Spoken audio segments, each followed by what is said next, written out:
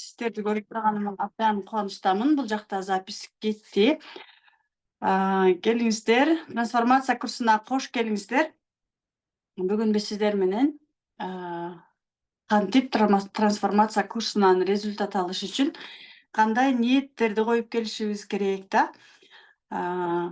Кантип, кайсы жерде кандай кылып иштейбиз, деги эле бул курс эмне жөнүндө биринчи келип аткандар үчүн албетте трансформация курсу такыр эле түшүнүксүз болушу мүмкүн. Ошондуктан сиздер менен бир сыйра жол жобосун айтып берип кетейин.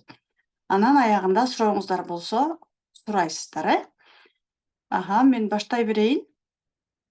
Убакыт өтүп атат. Дагы кошула беришет адамдар. Сурооңуздар болсо комментарийге жазсаңыздар деле мен жооп берип кете берем. Биздин бул трансформация курсубуздан кантип результат алабыз жана эмнеден көз каранды? Биринчи кезекте баарыбыз тең бул жака кандайдыр бир результат жаратыш үчүн келдик, туурабы? Бул курска биз кандайдыр бир чоң үмүттөр менен келдик да. Ушундай бир результаттарды жаратайын, жашоомдо ушундай бир өзгөрүүлөрдү жаратайын, ден соолугумдан ушундай результат болсун, балдарымда болсун, үй бүлөмдө болсун, акчамда болсун деп да. Ар тараптан өзүбүздүн результаттарыбызды алыш үчүн келдик. Жөн гана келген жокпуз да. Биз именно ошол фокусубузду дайыма өзүбүздүн результатыбызга койгондо анан жыйынтык чыгара алабыз. Эгерде биз туура түшүнбөшүбүз мүмкүн да, ортодо түшүнбөйбүз. Ата-энебиз менен мисалы биринчи сабактар берилди, иерархия. Ата-эне иерархия законунда ата-эне иерархиясы. Ал жерден сиздер түрдүү түшүнбөстүктөр болот. Ата-эне оң жагымда турабы, сол жагымда турабы, анын кандай мааниси бар, анын деги эле мага эмнеге кереги бар деп да. Себеби дегенде биздин жашообуздагы болуп жаткан мамилебизде, акчабызда, ден соолугубузда баардык нерсе ошол биринчи кезекте иерархия закону бузулганда анан биздин жашообузда дагы түрдүү көйгөйлөр болот. Себеби иерархия закону негизинен энергияга тиешелүү. Энергиянын биринчи булагы бул ким? Биздин ата-энебиз, биздин өзүбүздөгү эле ДНКбызда, каныбыздан чыккан энергия.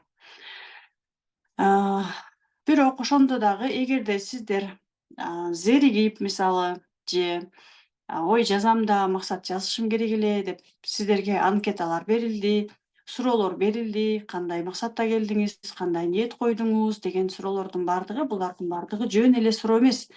Анын баардыгы сиздин дүйнөгө болгон, дүйнөдөн ала турган каалооңузду биз кимге гана барбайлы, эмне гана кылбайлы, эмнеге келдиң бул жака, сага эмне керек деп сурайт, туурабы?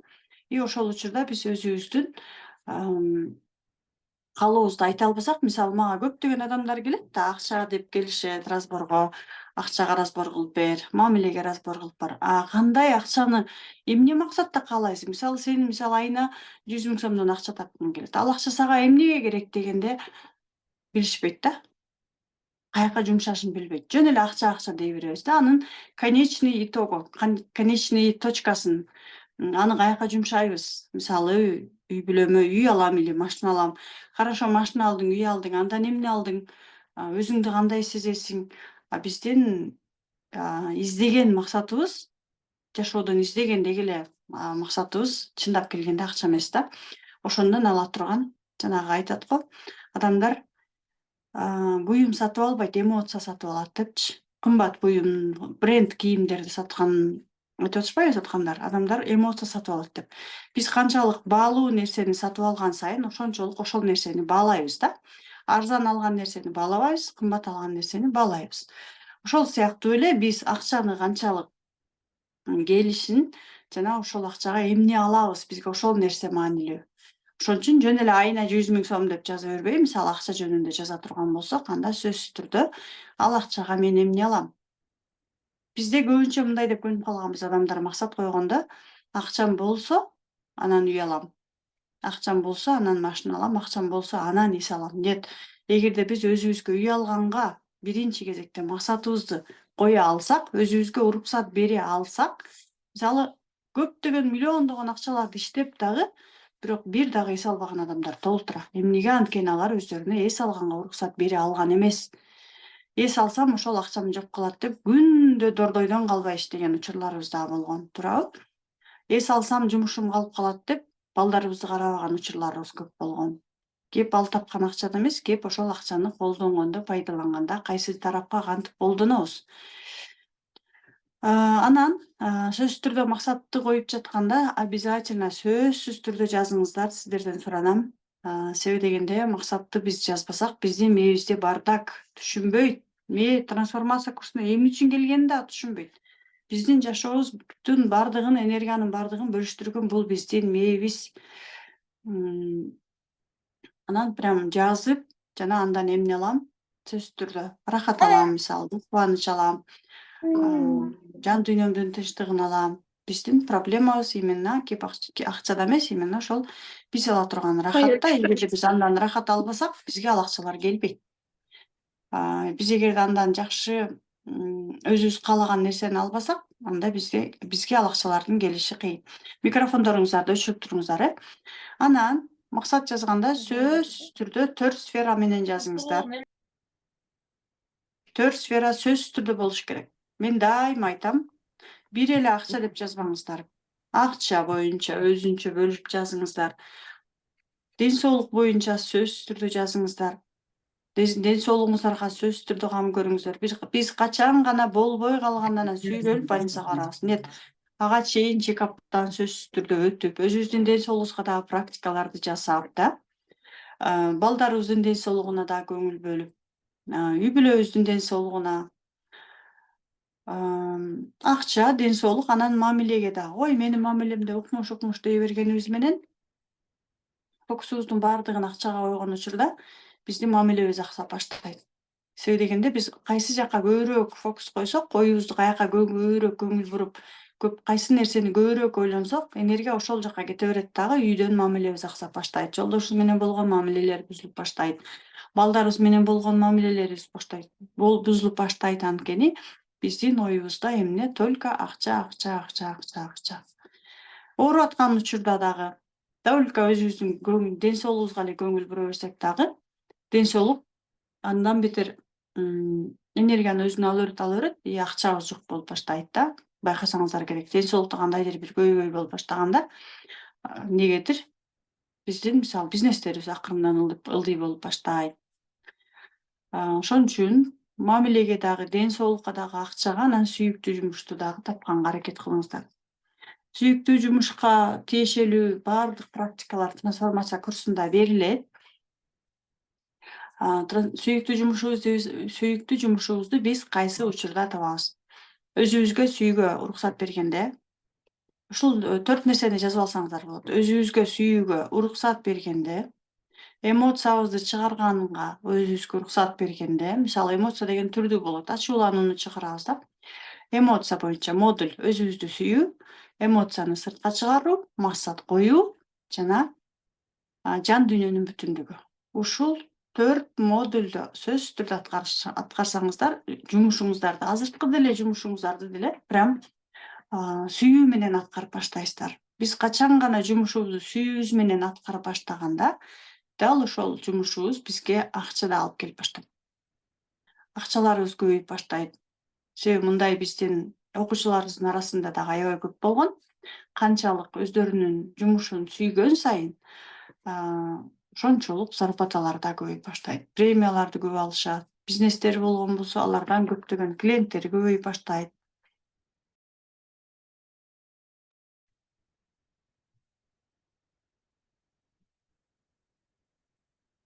Анан азыр сиздерге берилген биринчи иерархия закону бул эмне үчүн керек? Сабактарды дагы көрсөңүздөр керек да. Андан кийин үй бүлө, биринчи кезекте үй бүлөдөгү иерархия берилет. Андан кийин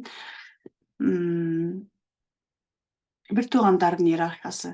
Баарыбыз тең. Бир туугандарыбыздын арасында ким канчанчы сөзсүз түрдө тактаңыздар. Апаңыздар болсо апаңыздардан сураңыздар, апаңыздар жок болгон болсо улуулардан сураңыздар. Улуулар жок болгон болсо, мисалы мен эң чоңмунбу, анда сөзсүз түрдө жакындарыңыздардан билиңиздер. Мисалы апаларыбыз көп учурда аборт кылган болушу мүмкүн, боюнан түшкөн болушу мүмкүн. Мисалы менин чоң энемди айта турган болсом, мурунку поколение да, мынанчанчы баламан кийин мынчанчы балам ушул жерде түшүп калып, анан ошончончу баламан кийин мынчанчы балам тиги жерде тигинтип калып, анан бул мындай болупту деп бүт баарын айтчу да, эсимде бар менин чоң энем. А биздин апабыз болсо айтчу эмес. Себеби СССРдин адамдары көбүрөөк тыюуну көбүрөөк көрүп чоңойгондуктан аларда көп нерсени айта беришпейт. Бирок биз кече жакында эле даже атабыз өтүп кеткенден кийин билдик. Ортодо бир баласы болгон экен, бирок аны жолдошуна айтпай аборт кылган экен, атабызга айтпай. И ошону атасы элестеткиле. Атабыз билбей эле кетиптир да, аборт болгон баласын билбей. Эгерде ушундай силердин дагы күйөөңөргө айтпай аборт кылган учурларыңар болгон болушу мүмкүн. Биздин апаларыбыз деле ушундай аборт кылган болушу мүмкүн да. Анан ошол балдарыбыздын ордуна кайра белки тирүү балдарыбызды коюп алып, ал балдарыбыз жашоосун өздөрүн таппай, ушинтип көп аксаган учурлар көп болот да. Вот элестеткиле ошол айтпагандын айынан да. Убагында аябай серьезный болгон болушу мүмкүн, бирок ата эне айтышыбыз керек да. Ал өзүбүзгө жакшы. Мисалы бүгүнкү күндө биздин жашообузда болгон болсо, биз балдарыбызга айта албасак дагы, эмне деп айтсак болот? Балдарыбызды караганда, мисалы 3-чү балабызды карайбыз да, бирок ал балабызды экинчи дешибиз мүмкүн же биринчи дешибиз мүмкүн да. Анда биз балага сен экинчисиң деп карасак болот. Туура иерархиясында карашыбыз керек да. Биз бер жактан туруп эле уже айтпасак дагы туура неме беришибиз керек. Энергия. Сен ошол жактан, сенин ордуң биринчиде эмес, сенин ордуң экинчиде эмес, сен 3-чү баламсың депчи. Айта албасак дагы да. Бирок, конечно, айткан жакшы да. Бир туугандар иерархиясын сөзсүз түрдө жасаңыздар, түшүнбөсөңүздөр сурооңуздарды бериңиздер, сураңыздар. Бирок мен болушунча ал жакта фигуралардын жардамы менен бергенге аракет кылдым да, көрсөтүп, ошол фигураларды да жакшылап карасаңыздар болот. Ким каякта турат? Биздин ата энебиз каякта турат? Улуулардын баардыгы оң тарапта турат жана арка тарапта турат. Кичүүлөрдүн баардыгы сол тарапта жана алды жак тарапта турат. Улуулар дегенде ким? Биздин ата энебиз, атабыз, апабыз оң тарапта турса болот, арка тарапта турса болот. Биздин чоңдор, эркектер да, биздин жолдошубуз. Же улуу бир туугандарыбыз оң тарапта турат, кичүү бир туугандарыбыз сол тарапта турат. Жолдошубуз оң тарапта турат да, балдарыбыз алды жакта турат, биздин кичүү бир туугандарыбыз сол тарапта турат. Ушул иерархияны эле башынан туура бир аз чаташасыздар башында. Анан эң башкысы отуруп прям жазып, чийип, ошондон анан түшүнөсүздөр да. Антип отуруп, жазып, чийип, элестетпесеңиздер түшүнүш аябай кыйын болот. Себеби дегенде бул жерде аябай көп мындай укканда түшүнбөйсүздөр. Отуруп алып жазыш керек. Так, бул менин атам, бул деп прям тегерекчелер менен жазып чыгышыңыздар керек да. Анан группанын ичинде дагы сурооңуздар болсо сурап турушуңуздар керек. Иерархияда кандай болот деп да. Анан жандуу жолугушууга мүмкүнчүлүк болушунча келиңиздер. Жандуу жолугушууда дагы мен иерархия кандай болот, практика жасаганда, разбор жасаганда көрсөтүп берем да. Мисалы биз разбор жасаган учурда, айрыкча жандуу поледе фигуралар чыгат да, полеге чыгышат. Анан бир жерде ортону белгилеп алабыз, бул поле деп да. Ошол жака чыкканда эле биринчи ага кандай гана запрос кылбасын, акчага дейби, мамилеге дедиби да. Ортого чыкканда эле биринчи кезекте биз иерархиясын карайбыз. Иерархия бул азыркы сиздер окуп аткан трансформация курсундагы иерархия закону, лоялдуулук, булардын баардыгы биз кийин талдоо чеберинде колдонобуз, бизнес насаатчылыкта колдонобуз, сексуалитиде колдонобуз, душада колдонобуз, баардык жакта керек. Чыкканда эле биринчи кезекте мисалы жолдошум менен мамиле деп калды да. Жолдошум менен өзүн чыгардык полеге. Так, көрөлү, иерархиясын көрөлүчү дейбиз да, жолдошу менен өзүн чыгарабыз, фигурасын. Эгерде экөөнүн фигурасы жолдошунун аялын менен мисалы карама-каршы турган болсо да, демек бул кандайдыр бир претензиясы бар күйөөсүнө да. Чындап келгенде, мисалы менин жолдошум менен менин фигурам карама-каршы турган болсо, демек менин жолдошума претензиям бар. Бирок анын аркасын карап келгенде, претензия меники жолдошума эмес, өзүмдүн апама болгон претензиям. Мисалы мен айтып атпаймынбы, 11 жыл бою күйөөм менен ажырашам деп. жашап келгенмин. Претензия коюп келгенмин. Постоянно тигинтпейт, мынтпейт, аны кылбайт, муну кылбайт, тигинтпейт. Мен ушул методикага келгенде гана түшүндүм. Көрсө мен өмүр бою апама претензия коюп жашап келиптирмин. Бирок биз баягы көп тыйылган балдар болгон үчүн мен өзүмдүн каалоомду сыртыма чыгарып айтсам болбойт деген менен эле апама кайшы айтсам болбойт. Бизде деген эки эле сөз кайтарып көр, өзүңдүн каалаган эле, билген эле жообуңду берип көр. Эмне дейт эле бизде? Оозуңду жап, каяш айтып турган болуп калдыңбы деп бизди ушинтип турушат эле го. Ошентип көп тыйылган үчүн мен апама каяш айтсам болбойт дейт экенбиз дагы. Биздин мээбиз аны билет. Кайсы жерде апасына, кайсы жерде без апасына билет дагы. Апама айта турган претензияны мээм автоматтык түрдө жабат дагы. Ошол эле претензияны оңоюраак кимге айтса болот? Жолдошко айтса болот да, апасына эмес. Даже жолдошума айта албаган сөздөрдү дагы билет дагы, оңоюраак кимге айттырат? Андан кийинкилерге, балдарыма. Оңой. Мисалы жолдошубузга ачуубуз келет дагы, жолдошубузга келген ачуубузду же кайненебизге, же апабызга келген ачуубузду кимден чыгарабыз? Балдарыбыздан чыгарабыз, оңоюраак. Да? Ошол сыяктуу иерархиядан эле аябай көп нерсени билип койсо болот. Иерархиядан эле ошол жакта бузулуш болдубу? Болду. Ошол жак менен эле бир эле иерархияны карап туруп эле уже бүт. Кайсы жерде эмне бузулуш болду, кайсы жерде кандай доо кетти кайсы жерден. Ошол иерархиядан эле аныктап койсо болот. Мисалы биз талдоо чеберинде дагы сабак беребиз да, ал жактан да разбор кылабыз. Именно ошол жактан эле бүт прям всё иерархияны көрдүңбү, уже бардыгы түшүнүктүү болот. Ошон үчүн ата-эне иерархиясын жакшылап аткарыңыздар, андан кийин бир туугандардын иерархиясы берилет, андан кийин ал эмес мисалы бир туугандар арабызда аябай ызы чуубуз, бирибизди түшүнбөйбүз, бирибизди колдой албайбыз деген үй бүлөлөр дагы көп кайрылышат.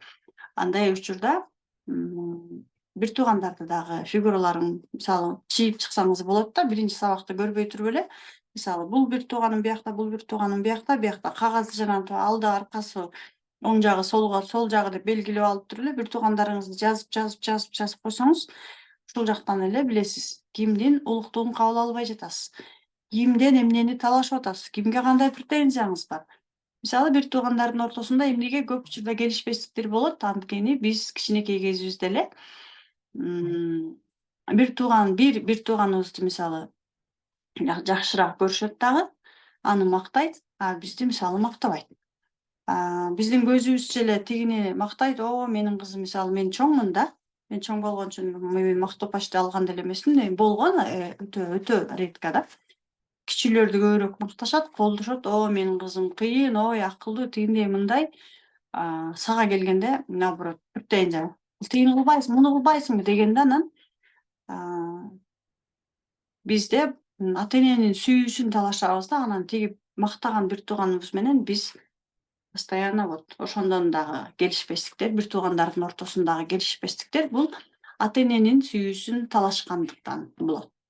Сени көбүрөөк жакшы көргөн, мени жакшы көргөн эмес. Мен кимдин ата-энемден ала турган өчүмдү сенден алам дейбиз да, анан бир туугандарыбыз менен келишпестиктер көп болот.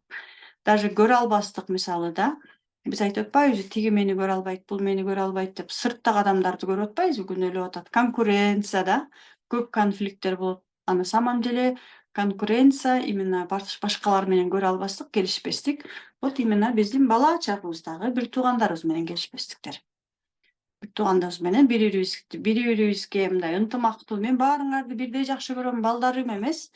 Наоборот, сен жакшысың, сен жамансың, сен тигини кылдың, сени кылбай койдуң, сен азаматсың, сен азамат эмессиң деп мындай бирдей эмес сүйүү бергенде анан конкуренция ошол жактан, конфликт ошол жактан башталган, бала чактан, фундамент. Ал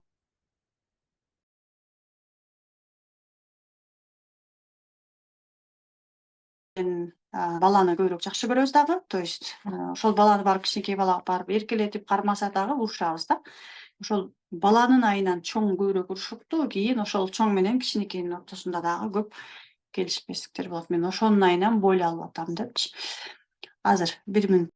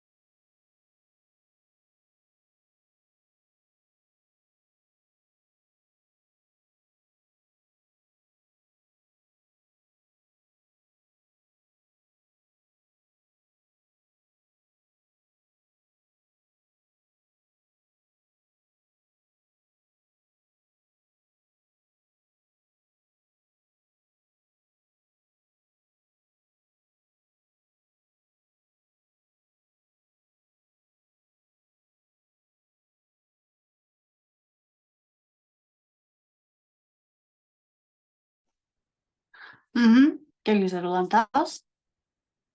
Ошон үчүн иерархия законун сөзсүз түрдө баардыгын аткарып, ордуна койгонду билип алыңыздар. Эмнеге? Анткени иерархияны азыр сиздер башында билип алып алсаңыздар, иерархия баардык модульга кирет да.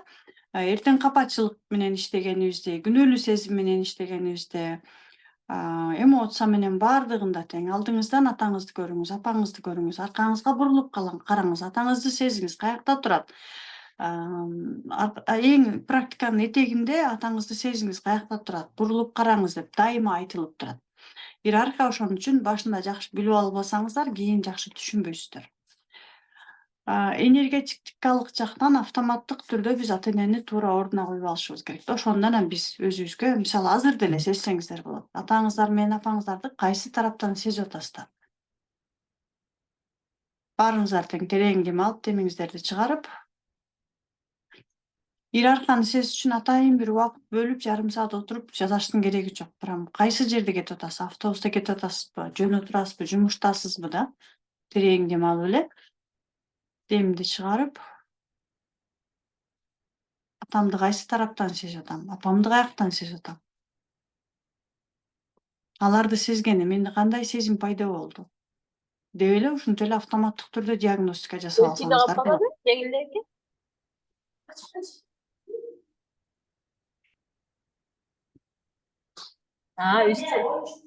Üstünde öyle değil.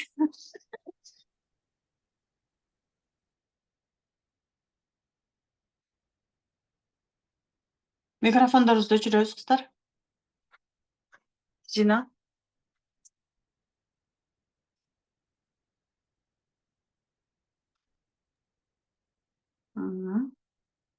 Көрдүңүздөрбү да? Сезе алдыңыздарбы азыр?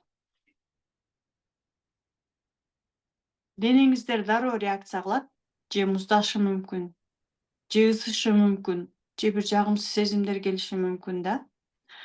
Анан атаңызды элестетип да дароо. Атаңызды элестетип кайсы тарапта турат. Практикада деле ушундай кылып, ушундай эле берилген да. Элестетиңиз, атаңызды элестетиңиз, кайсы тарапта турат.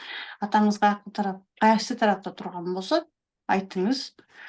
Атам мен сиздин улуктугуңузду кабыл алган эмесмин убагында да. Же мен сиздин улуктугуңузду кабыл алдым, сиз менден чоңсуз, улуксуз, атам энесинен суранам. Сиздин ордуңуз бул жакта деп эле өзүбүздүн оң жагыбыздан сезебиз. Ошол сыяктуу эле апабыз оң жагыбыздан сезебиз. Булардын баардыгы азыр сиздерге иерархия бөлөк, лоялдуулук бөлөк, баланс бөлөк болуп берилип атпайбы?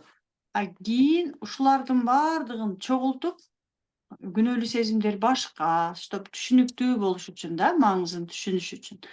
Кийин сиздер мындан кийинки курс бар, тренажер курсуна келгенде ал жакта бир эле тренажердун ичинде иерархия бар, анын ичинде лоялдуулук бар, анын ичинде күнөөлүү сезим бар, анын ичинде эмоция бар, бүт баардыгын аралаштырып туруп эле анан тренажер кылып койгонбуз да. Мисалы мага разборго келе турган болсоңуз деле мен ошол эле иерархияны сизден карап берем, ошол эле лоялдуулук менен иштейм, ошол эле эмоцияңыз менен иштейм, ошол эле күнөөлүү сезимдериңиз менен иштейм. Болгону мен ал жакта кошумча болуп сырттан карап турам да. Эгерде өзүңүздөр ушул трансформация курсун аябай прям майда чүйдөсүнө чейин аябай каршылыктар көп болот. Чыңгыз Айтбатов айткандай, адамга эң кыйын бул адам болуу, адамга эң кыйын бул өзү менен иштеш. Бирөөлөргө акыл үйрөтүп отуруп алып, ой мынткиле, ой тигинткиле, мондай тигиндей деп тиги тетрадтан жазылган, китепте жазылгандарды айтып берип коюш оңой. Вот өзүңө келгенде иштеш эми эң кыйын. Канчалык жашыбыз өйдөлөгөн сайын иштеш ошончолук кыйын болот. Мисалы 17, 18, там 20, 30, 40ка чейин оңойраак, айрыкча 30 жашка чейин оңойраак. 40тан кийин уже бизге, мисалы мен 44 жаштамбы, мага прям уже биздики прям катып цемент болуп калганбыз. СССРдин адамдары вообще эле катып калгансыздар. Такыр чыгарбайсыздар. Сиздердики бүт баардык ишиңиздерде ишиңиздерге ката бересиздер, сүйлөбөйсүздөр, чыгарбайсыздар, күлбөйсүздөр, болбойт, күлсө болбойт, кокуй күлбөш керек, сүйлөбөш керек, айтпаш керек, дебеш керек. Только ичибизде баардыгы. Ачылсак тиги эмне дейт, бул эмне дейт. Өмүр бою эле эл менен тиги эмне дейт, бул эмне дейт деп жашап келгенбиз.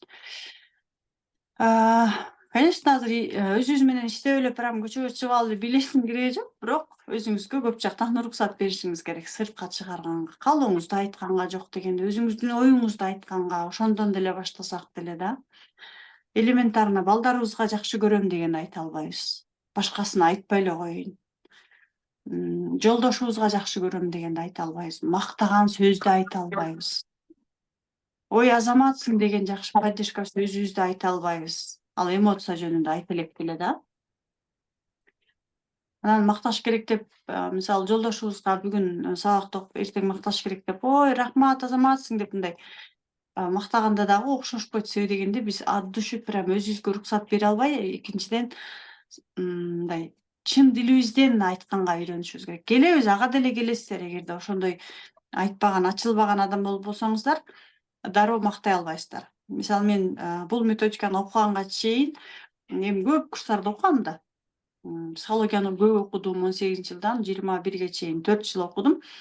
Ошондо макташ керек десе жолдошумду, сенин колуңан келет, ушуну сен жасап койсоң сонун болот эле десең, мен эптеп мактап эле алдап туруп жасатып алышың керек дешчү да. Андан бетер уже жасагың келбей калат, мактагың келбей калат да ошондо сөз уккандачы. Себеби дегенде мен эмне үчүн айттым, айтыш керек десе эле бар айтып койгом да. Ичимден ал чындап мактоо жок, ичимде чындап ыраазычылык жок да. Жөн эле айтыш керек деп эле жасалба да мындайча айтканда. Аны адамдар сезет. Эгерде прям мисалы азыркы учурда уже өзүмдүн ичимден ошол мактоо менен барып чындыгында ушундай бир от души айтсаң, аны дагы сезет да. Прям аны айттырбай эле прям кабыл алат, адамдын кабыл алып атканын дагы сезесиң, байкайсың. Адамдын эмоциясынан байкайсың да. Вот ушул сыяктуу аябай көп түшүнбөгөн нерселер болушу мүмкүн. Кээде айтасыздар, мен эмнеге келдим бул жака? Жөн эле мурунку эле жашоо менен жашап жүрө бербейинби дешиңиздер дагы мүмкүн да. Бирок ошого карабастан, себеби дегенде мээ үчүн көп нерсе түшүнүксүз болгондо аркага тарта берет, окугусу келбейт. Даже 1 ай, 2 ай сабакка катышып, бир эле иерархия менен эле бүтүп калгандар бар. Ушу иерархиясын бүтөйүн, ушу иерархияны аябай зыңкыйтып окуйм, анан калганын өтөм деп атып, ушу иерархия менен эле бүтүп калгандар дагы бар. Ошон үчүн сиздерге айтарым, ордуңуздарда турбаңыздар. Только бир нерсени отличник синдром отличницы деген бар го. Мен аябай прям идеальный кылам муну, анан кийин башкасын кылам деп эле бир орунда тура беребиз. Нет. Түшүндүңүзбү? Аткардыңызбы? Кете бериңиз кийинкисине, өтүп кете бериңиз. Ата эненикин аткарыңыз. Түшүнгөн жоксузбу? Кете бериңиз дальше. Бир туугандарыкына кетиңиз. Андан кийин лоялдуулукка кетип кете бериңиз. Баланс, күнөөлүү сезим, капачылык. Сиз канчалык кийинкисине өткөн сайын арка жагы оңойраак болуп баштайт. Иерархия ошончолук түшүнүктүү болуп баштайт. Лоялдуулук канчалык алдыга кеткен сайын арка түшүнүктүү болуп баштайт. капачылык өткөн сайын күнөөлүү сезимди түшүнүп баштайбыз. Мисалы биз 1-классты жалаң бешикте окуган жокпуз деп кайра 1-класска окута берсе, менимче 30 жыл окусак керек эле мектепти да. Окудукпу, окубадыкпы, жылып кете бердик. 2-класс, 3-класс, 5-класска барганда ой 1-класск бизге оңой деп көрүнүп калды. Ошентип атып мектептин азыр баарын билебиз да. Ошол сыяктуу эле ордуңуздардан турбай эле жасап угуп керек болсо кайра башынан түшүнүксүз болгон жерге кайра барып, кайра келип кете бересиздер. Анан сөзсүз түрдө кураторлор менен практика болот. Ага сөзсүз түрдө катышыңыздар. Эгерде кире албасаңыздар, жок дегенде угуңуздар. Угуп коюп, себеби дегенде ал жакта именно практикалар болот да. Азыркы эле берилген трансформация курсундагы лоялдуулук, иерархия ошол жактан адамдардын жашоосу аркылуу көргөндө анан түшүнүктүү болот сиздерге. Көрсө бул апасынын ден соолугунда ушундай болгон үчүн анан кызы ооруп аткан турбайбы? Мисалы ден соолук болгон боюнча болсо да. Ата энесинин өткөндө жандуу жолугушууга келдиңиздерби? Ата энеси ажырашкан үчүн буларда да ажырашуу болуп аткан турбайбы? Ата энесинин мамилеси ушундай болгон үчүн кыздын мамилеси ушундай болуп аткан турбайбы? Көрсө кайталанып аткан турбайбы лоялдуулук закону? Же мисалы мен кредит болдум, кредитке карызга илешип калдым деп ал жактан бирөө чыгат да. Анан издеп келгенде күнөөлүү сезим болушу мүмкүн. Атам өтүп кеткенден баштап менин акчам болбой калды. Көрсө күнөөлүү сезим болгондо башталгандан баштап көрсө мынтип акчасы көбөйбөй калыптыр. Көрсө аборт кылган үчүн мисалы апасы аборт кылган да, же апасынын баласы боюнан түшүп калган, анын күнөөлүү сезимин бүгүнкү күндө кызы тартып аткан турбайбы деп. Прям жашоодон дагы көбүрөөк алганда анан сиздерге азыркы берилген сабактар түшүнүктүү болуп баштайт да. Оңой түшүнө аласыздар. Себеби бул методика аябай мындай окуганда түшүнүксүз, аябай терең методика да. Подсознание дагы эмес, бул андан дагы жогору жактан, андан дагы терең кирген методика. Канча ооротот экен? Келиңиздер, эми сурооңуздар болсо бериңиздер. Сиздерге бүгүн бир туугандар иерархиясынын практикасын берем. Ал жактан да жасаңыздар. Ана колуңуздарды көтөрсөңүздөр болот. Ким ата эне иерархиясын аткарды? Мен баарыңыздарды карап атам, колуңуздарды көтөрө бериңиздер. Ким ата эне иерархиясын аткарды, диагностикасын жана практикасын жасады?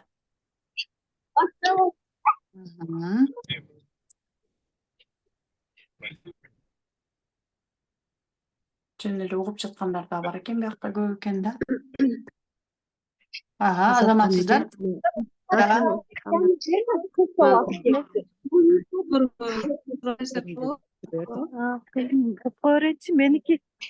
Меники мына. Да, давайте, ким чыгат? Микрофонду кийгизип, атыңызды айтып чыга бериңиз.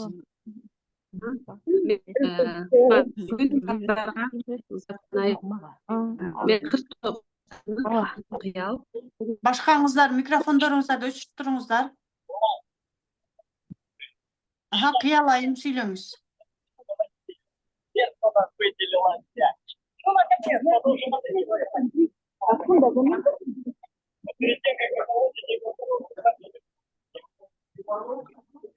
Өчүп калып кайра күйүп атат да. Угулуп атабы? Мен сизди угуп атам, сүйлөй бериңиз. Узатканча менин суроом мындай болуп атат да. Мен бир уулум бар. Азыр 29 жашта, өзүм 49дамын. Ошол бир бала төрөгөндөн кийин эле такыр боюма болбой төрөй албай калдым да. Ошол эмне себептен, эмне үчүн төрөй албай калдым, такыр андайын беременность болгон жок. Больницага, врачтарга көрүнүп, көп эле жерге көрүндүм, анан ошол бир баладан кийин эле төрөй албай калдым да. Анан жакында ошо 3 ай кровить этип, миоманы алдырып, ошол жатынды алдырганга туура келип калды да. Ошого чейин бардым, анан ушул эмне себептен ушундай немеге эмнеден болду, ошону билгим келет. Ошондо азыр жатыныңыз жок, Ооба. Мындай болуш керек да, сиздики негизи эле, деги эле баарыңыздарга тиешелүү суроого жооп берейин да. Эмне үчүн менин жашоомдо мындай болду деген суроо менен болушунча кайрылбаңыздар. Болушунча биз жашообузда алдыга кетишибиз керек да. кечеги күндү кой берип алдыга кеткенге аракет кылабыз да.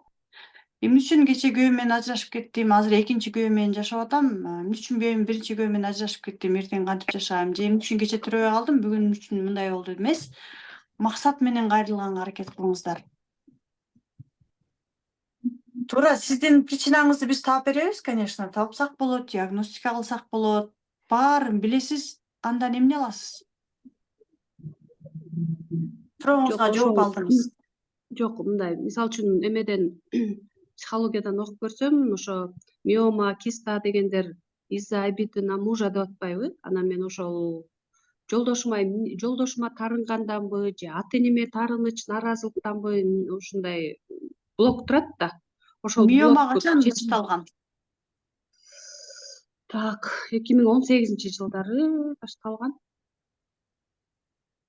Ошондо башталган да. А балаңыз канчанчы жылы төрөлгөн? Балам 96. Биздин жашообузда жок нерсенин бардыгы ал нерсе биз каалабаган үчүн болгондо, сиздин кандайдыр бир неосознанный желанияңыз болгондо бала төрөгүңүз келген эмес. Мисалы апабыз көп учурда көп балалуу болгон болушу мүмкүн да. Өзүбүз кичинекей кезибизде көп балдарды мисалы багып, көп жумуш жасап, кыйналып, мисалы балдар бар го, кийин балалуу болбойм мен. Өзүм апамдай болуп кыйналбайм. Ушундай учурлар болду беле балдарга тиешелүү? Жок, андай мен чоң энемде өстүм да. Ата энем ошо жумушу менен нарында жашашты. Калган бир туугандарым ошол жакта болду. Мен өзүнчө өстүм да. Анан антип бир туугандан тажап, жүдөп, мындай баладан деле эме кылган эмесмин. Жолдошум деле көп, бир тууган. Сиздин медициналык жактан сизде баары жакшы болгон, жолдошуңузда баары жакшы болгон, э?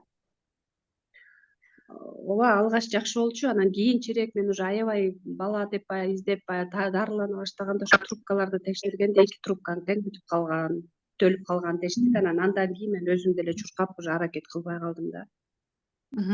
Апаңыз менен кандай эле мамилеңиз? Апам менен мамилем жакшы болчу. Апам өтүп кетти азыр, анан бирок кичинекей чагымда ошол эме кылган экен да. Биз 4 кыз катары менен төрөлгөнбүз да, 4-өөбүз катары менен, мен үчүнчүсүмүн да. Анан ошондо дагы кыз деп мындай кичине апам мындай жери кенсип, атам да ушундай кылыптыр да. Анан чоң энемде болдум, тайнемде болдум. Анан кийинчерээк ата энем жумушу боюнча кайра көчүп келгенден 10 класстан баштап ата энем менен чогуу жашадым, чогуу турдум. Апама деле мындай таарынычым жок, мындай эме кылган жокмун да, претензиям деле жок. Эми баягы балалык неме менен мени эмнеге чоң энеме берип салды, анан папамдын бир тууган эжесине берип бир орусча үйрөнсүн шаарда депчи, анан ошондо эмнеге берип салган деген мындай майда барат сезимдер болчу, анан бирок мындай аябай жектеп деле мен мындай эме кылчу эмесмин да. Балаңызды өзүңүз чоңойттуңузбу? Ооба. Өзүңүз полный чоңойттуңуз, э? Ооба. Да, көрдүңүздөрбү, мисалы бизде толтура причинаны тапсак болот да. Миома матки бул күйөөгө болгон капачылыктан болот, обидадан болот. Даже рак матки күйөөгө болгон обидадан мужа болот деп айтып атышпайбы азырчы? Бирок анын түбүн карап келгенде кайра эле биз өзүбүздүн ата энебизге барып атабыз да. Сиздин причинаңызды деле тапса болот да, кандай кылып диагностика кылганда. Бул методиканын өзгөчөлүгү диагностика менен тез причинасын таап, практикалардын жардамы менен тез трансформация кылганга болот. Мисалы азыр сиз сүйлөп атасыз, биз адамдар бирибиз менен сүйлөшкөндө автоматтык түрдө сезимдерине киребиз да. Мисалы сиз сүйлөгөндөн баштап менин көкүрөгүмдө боль пайда болгон. Азыр ошол боль барып уже ичиме түшүп баштады да. Уже акырындан ичиме кете баштады. Какой-то бир айтылбаган бир боль. Уже сол колум, сол кулагым ооруп баштады. Сезимдер. Караңыздар, бул жерде азыр мен эле эмес, кыял айым айтып атканда сиздер дагы сезесиздер ушул сезимдерди. Просто биз өзүбүздүн денебизди укпайбыз да. Кыял айым айтып аткандай сиздерде деле ушундай сезимдер болот. Ошол сезимдерге көңүл бурсаңыздар эле, өзүңүздөрдүн денеңиздердин айтып аткан белгилерин уксаңыздар эле сиздер мастер боло аласыздар. Уже сол кулагым ооруп баштады. Уже акырынан жанагы болуп прям денеме жайылып баштады да. Көпөйтө бир боль болгон да сиздин жашооңуздачы. Боль дегенде эмнени эстедиңиз? Биздин мээбиз аябай акылдуу болот да. Боль болот жашоодо. Бирок ал больду кечке ойлой берсек ыйлайбыз, сыздайбыз. Анан өмүрүбүз кыскарат да. А биздин мээбизди жараткан эмне үчүн берген? Биздин өмүрүбүздү сактап калыш үчүн берген да. Анан ал больду жакшынакай кылып коет дагы ал больду жаап коет, унутуп калабыз аны. Анан өзүбүз менен иштеп баштаганда ошондо ушундай болбоду беле деп анан эстейбиз да. Бирок ал боль жөн жатпайт, ал боль деген энергияны алат. Сиздин мисалы бала төрөбөй калдым деп атпайсызбы? Сиздин ошол балдарыңызга кете турган энергияны ошол боль ала берет да. Кандай боль болгон жашооңузда? Кандай өзгөчө кандай боль деп айтсам болот. Мисалы ошо төрөй албай калгандан кийин мен кайра бир кыз багып алгам. Кызым бар азыр. Кайсы жылдары? Ошону айта албайм. 2005. Эмне деп айта албай жүрөсүз да? Азыр деле барбы кызыңыз? Ооба, кызым бар. Азыр Айта кызым албай менен жүрөсүз. мамилеңиз жок, айттым мен. Айттым мындан бир 3 жыл мурун айттым.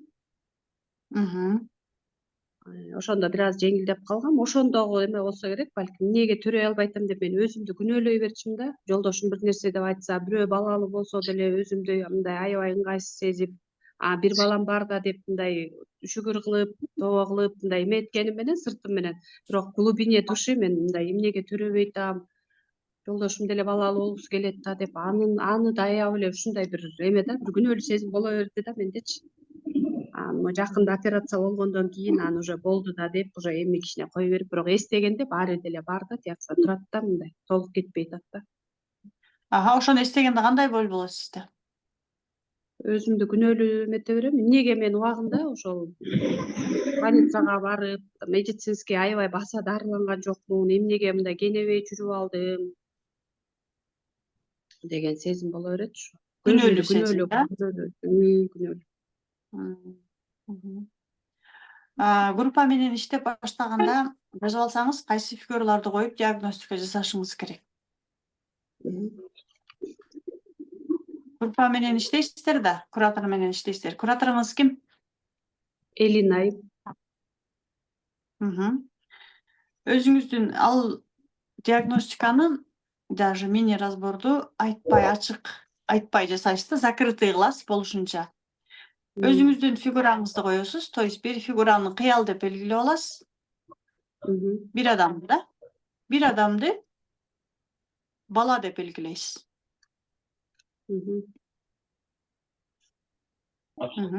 Анан экөөнүн сезимдерин карайсыз бири-бирине.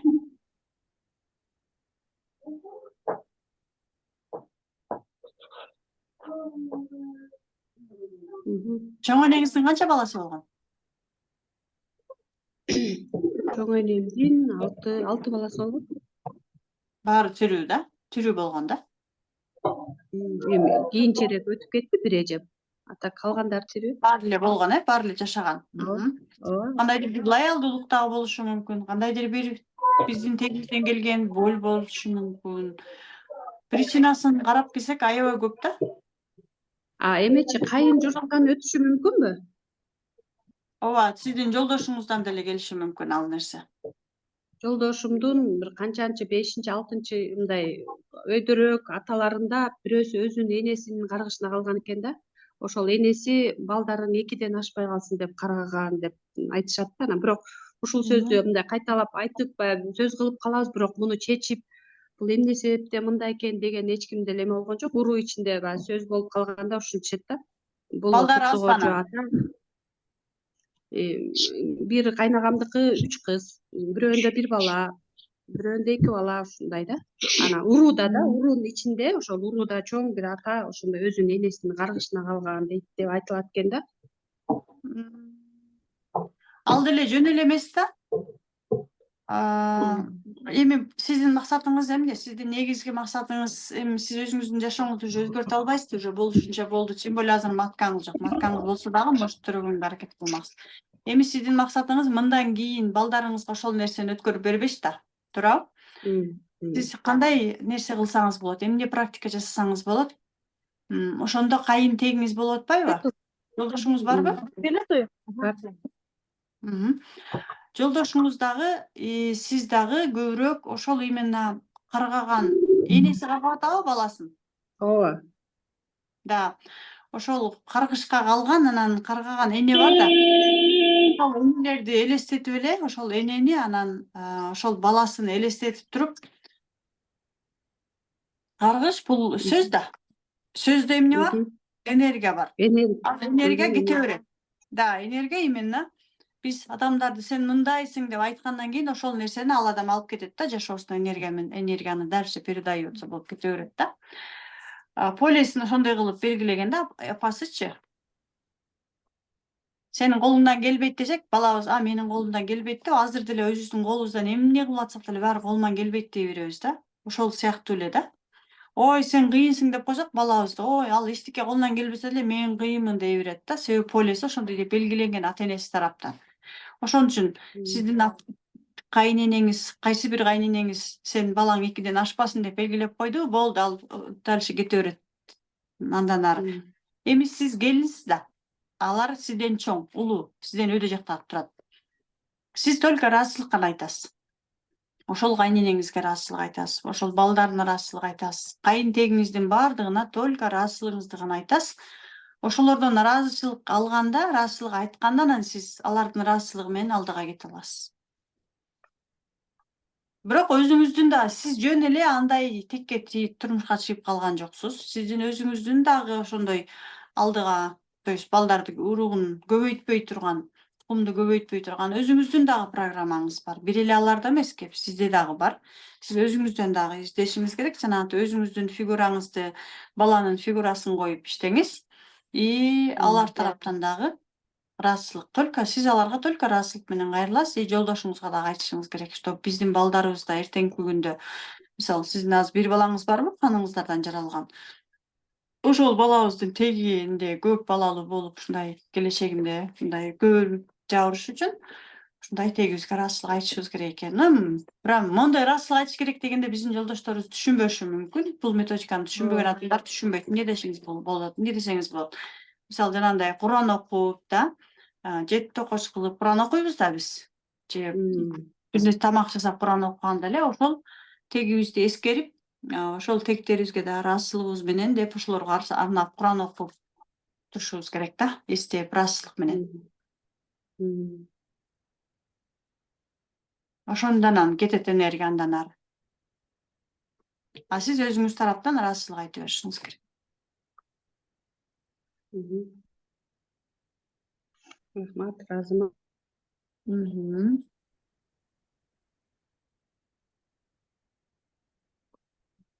Анан сиздер менен бир жумадан кийин дагы түз эфир болот. Ошондо кантип диагностика жасаганды, кантип мини разборлорду жасаганды ошол жактан дагы көрсөтүп берем. Пока сурооңуздарды бере бериңиздер, эмне менен иштеш керек. Саламатсызбы, Жаткан мен суроо берсем болобу? Да, саламатсызбы, бериңиз. Саламатсызбы, Жаткан эже, менде мындай проблема бар да жашоомдо. Адамдар менен мен ушу мамиле боюнча берейин дегем. Адамдар менен биринчи таанышканымда жакшы эле мамиледе болом да. Жакшы эле мамиледе болуп, жакшы эле достошом. Бирок аягына келгенде эч ким менен ошол мамилем калбайт да. Бардык адамдар менен мамилем бузулуп кетет. Ушул мисалы меники эмне себептен болушу мүмкүн ушундай проблема менде? Мен себеби айланамда көп адамдар, досторум көп болушун каалайм да. Ал адамдар менен эмне үчүн келишпестиктер пайда болот? Эмне болот? Алар кабыл албайбы сизди? Же сиз аларды кабыл албайсызбы? Мындай болуп калат көп учурда. Мен ар дайым бир нерселерге аракет кылам да, бир ийгиликтерге жеткени, көбүрөөк иштегени, бир нерселерди кылган аракет кылам да. Анан ошол нерселерди кылганда менин айланамдагы адамдар мени көрө албаган сыяктуу болуп чыга берет да. Мен наоборот, мисалы элдерге жардам бергенди жакшы көрөм. Ошол эле нерсени башка бирөөгө үйрөтүп, ошол эле нерсени мындай көргөзүп, мен аларга жардам бергим келет, бирок акырында постоянно ушундай болуп калат да, аягы ошо менен бүтүп калат. Мгм.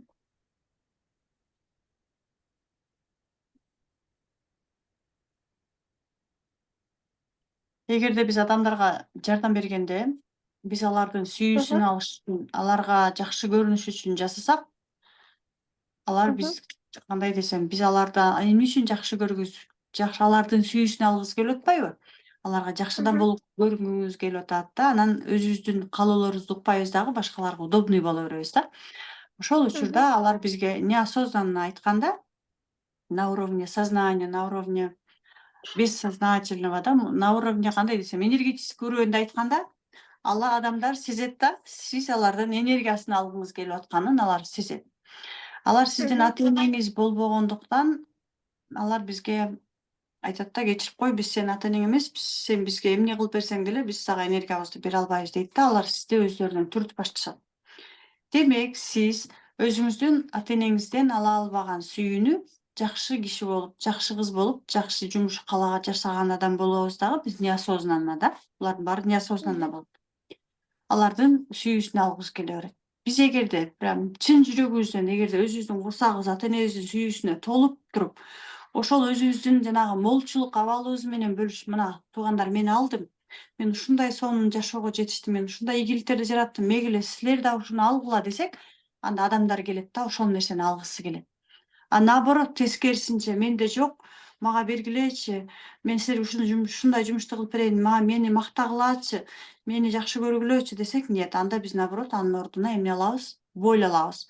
Ушул сыяктуу эле мамилеге, мисалы, мамилеңиз барбы? Турмушка чыккансызбы? Жок, турмушка чыга элекмин. Эртеңки күнү турмушка чыкканда дагы аябай жакшы адам болосуз да, жакшы жолдошуңузга кийимин үтүктөп, прям тамагын берип, бүт баарын анан ага карабай кечке эс албай өзүңүздү унутуп коесуз да, баардыгын кыласыз. Анан айтабыз, мен жолдошум үчүн бүт баарын кылып атам, өзүмдү унутуп коюп, даже таң аткандан кечкиргенге чейин иштеп атам, акча таап атам, продуктыдан бери көтөрүп келип атам, а жолдошум болсо мени баалабай башка аялга кетип калды. Эмнеге? Анткени биз өзүбүздүн ата-энебизден ала албаган сүйүүнү, жолдошум мен баардыгын кылып берем сага. Ушундай апалар, аялдар көппүзбү? Бүгүнкү күндө барбыз да. Өзүбүздү унутуп калганбыз, бүт баардыгын үй бүлөбүзгө, балдарыбызга, күйөөбүзгө арнайбыз. Өзүбүздү вообще көңүл да бурбайбыз, эс да албайбыз.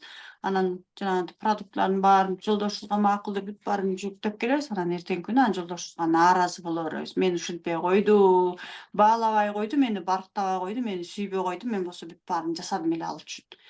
Эмнеге? Анткени биз ата-энебизден ала албаган сүйүүнү алардан издеп атпайбызбы, күйөөдөн издеп атабыз. Вот ошол учурда боль алабыз. Бул жерде сиздин болуңуз болгону эле ата-эненин сүйүүсүн башкадан, чөйрөдөн издеп атасыз. Бала чагыңызда толук кандуу көңүл бурганын, может, көргөн эмессиз, алардын сүйүүсүн сезген да эмессиз балким да. Жүрөгүнөн чыккан колдоосун дагы балким көргөн эмессиз. Внутренний вот это вот ишенич, внутренний толуу, ток эмессиз да, мындайча айткандачы. Биз өзүбүздүн курсагыбыз ачык болгондон анан сырттан издеп атпайбызбы. Ошон үчүн сизге айтарым, өзүңүздүн ата-энеңизди ордуна коюңуз, иерархия боюнча ата-энеңиздин сүйүүсүнө толуңуз, курсагыңызды тойгозуңуз. Анан элге жакшылык кылгыңыз келсе, ошол өзүңүздүн бейпилдигиңиз менен, молчулугуңуз менен гана бөлүшүңүз. Курсагыңыз ток эмеспи, бөлүшө албайсызбы? Бөлүшпөй эле койсоңуз болот. Ооба, сиз туура айтасыз. Ушул суроого жооп алганыма рахмат. Бул нерсени да айткым келди, бирок чын эле ата-энем бизди тарбиялаганда жакшы адам болуш керек деп тарбиялагачы да. Анан ошон үчүн ушундай нерсе ар дайым жакшы болуп көрүнгөнгө аракет кыла берем. Жаман Калай алдың? нерсени көргөз Ооба, жаман нерсени көргөзбөй, ар дайым жакшы болгум келе берет да, адамдардын арасында өзүмдү жакшы көргөзгүм келе берет да. Ыйлам келбей атат, просто бул жактан чыгып атат менин айтып атканда, просто ошол нерседен кыйналып кеттимби билбейм, бирок атам жакшы эле сүйүү берчү, бирок Атыңыз келби? биздин Атыңыз? Зарина, Зарина айым, 27-ден. канча жаштасыз? 27деби? Да, Зарина айым уже хорошо, уже эле окуп баштапсыз, уже изденип баштапсыз да. Өзүңүз айткандай Москвадан көрдүңүз беле бизди. Ооба. Кечиктирбеңиз дагы уже турмушка чыкканга чейин эми мындай сырттан жакшы көрүп кийим алып берип жакшы көргөн болушу мүмкүн, но все равно бизде кандайдыр бир обида, кандайдыр бир капачылык, таарыныч, күнөөлүү сезим болгон болсо, биз кайра алардын баарын албай кайра түртө беребиз ата энеден. Наоборот, болушунча ата энеден алыңыз.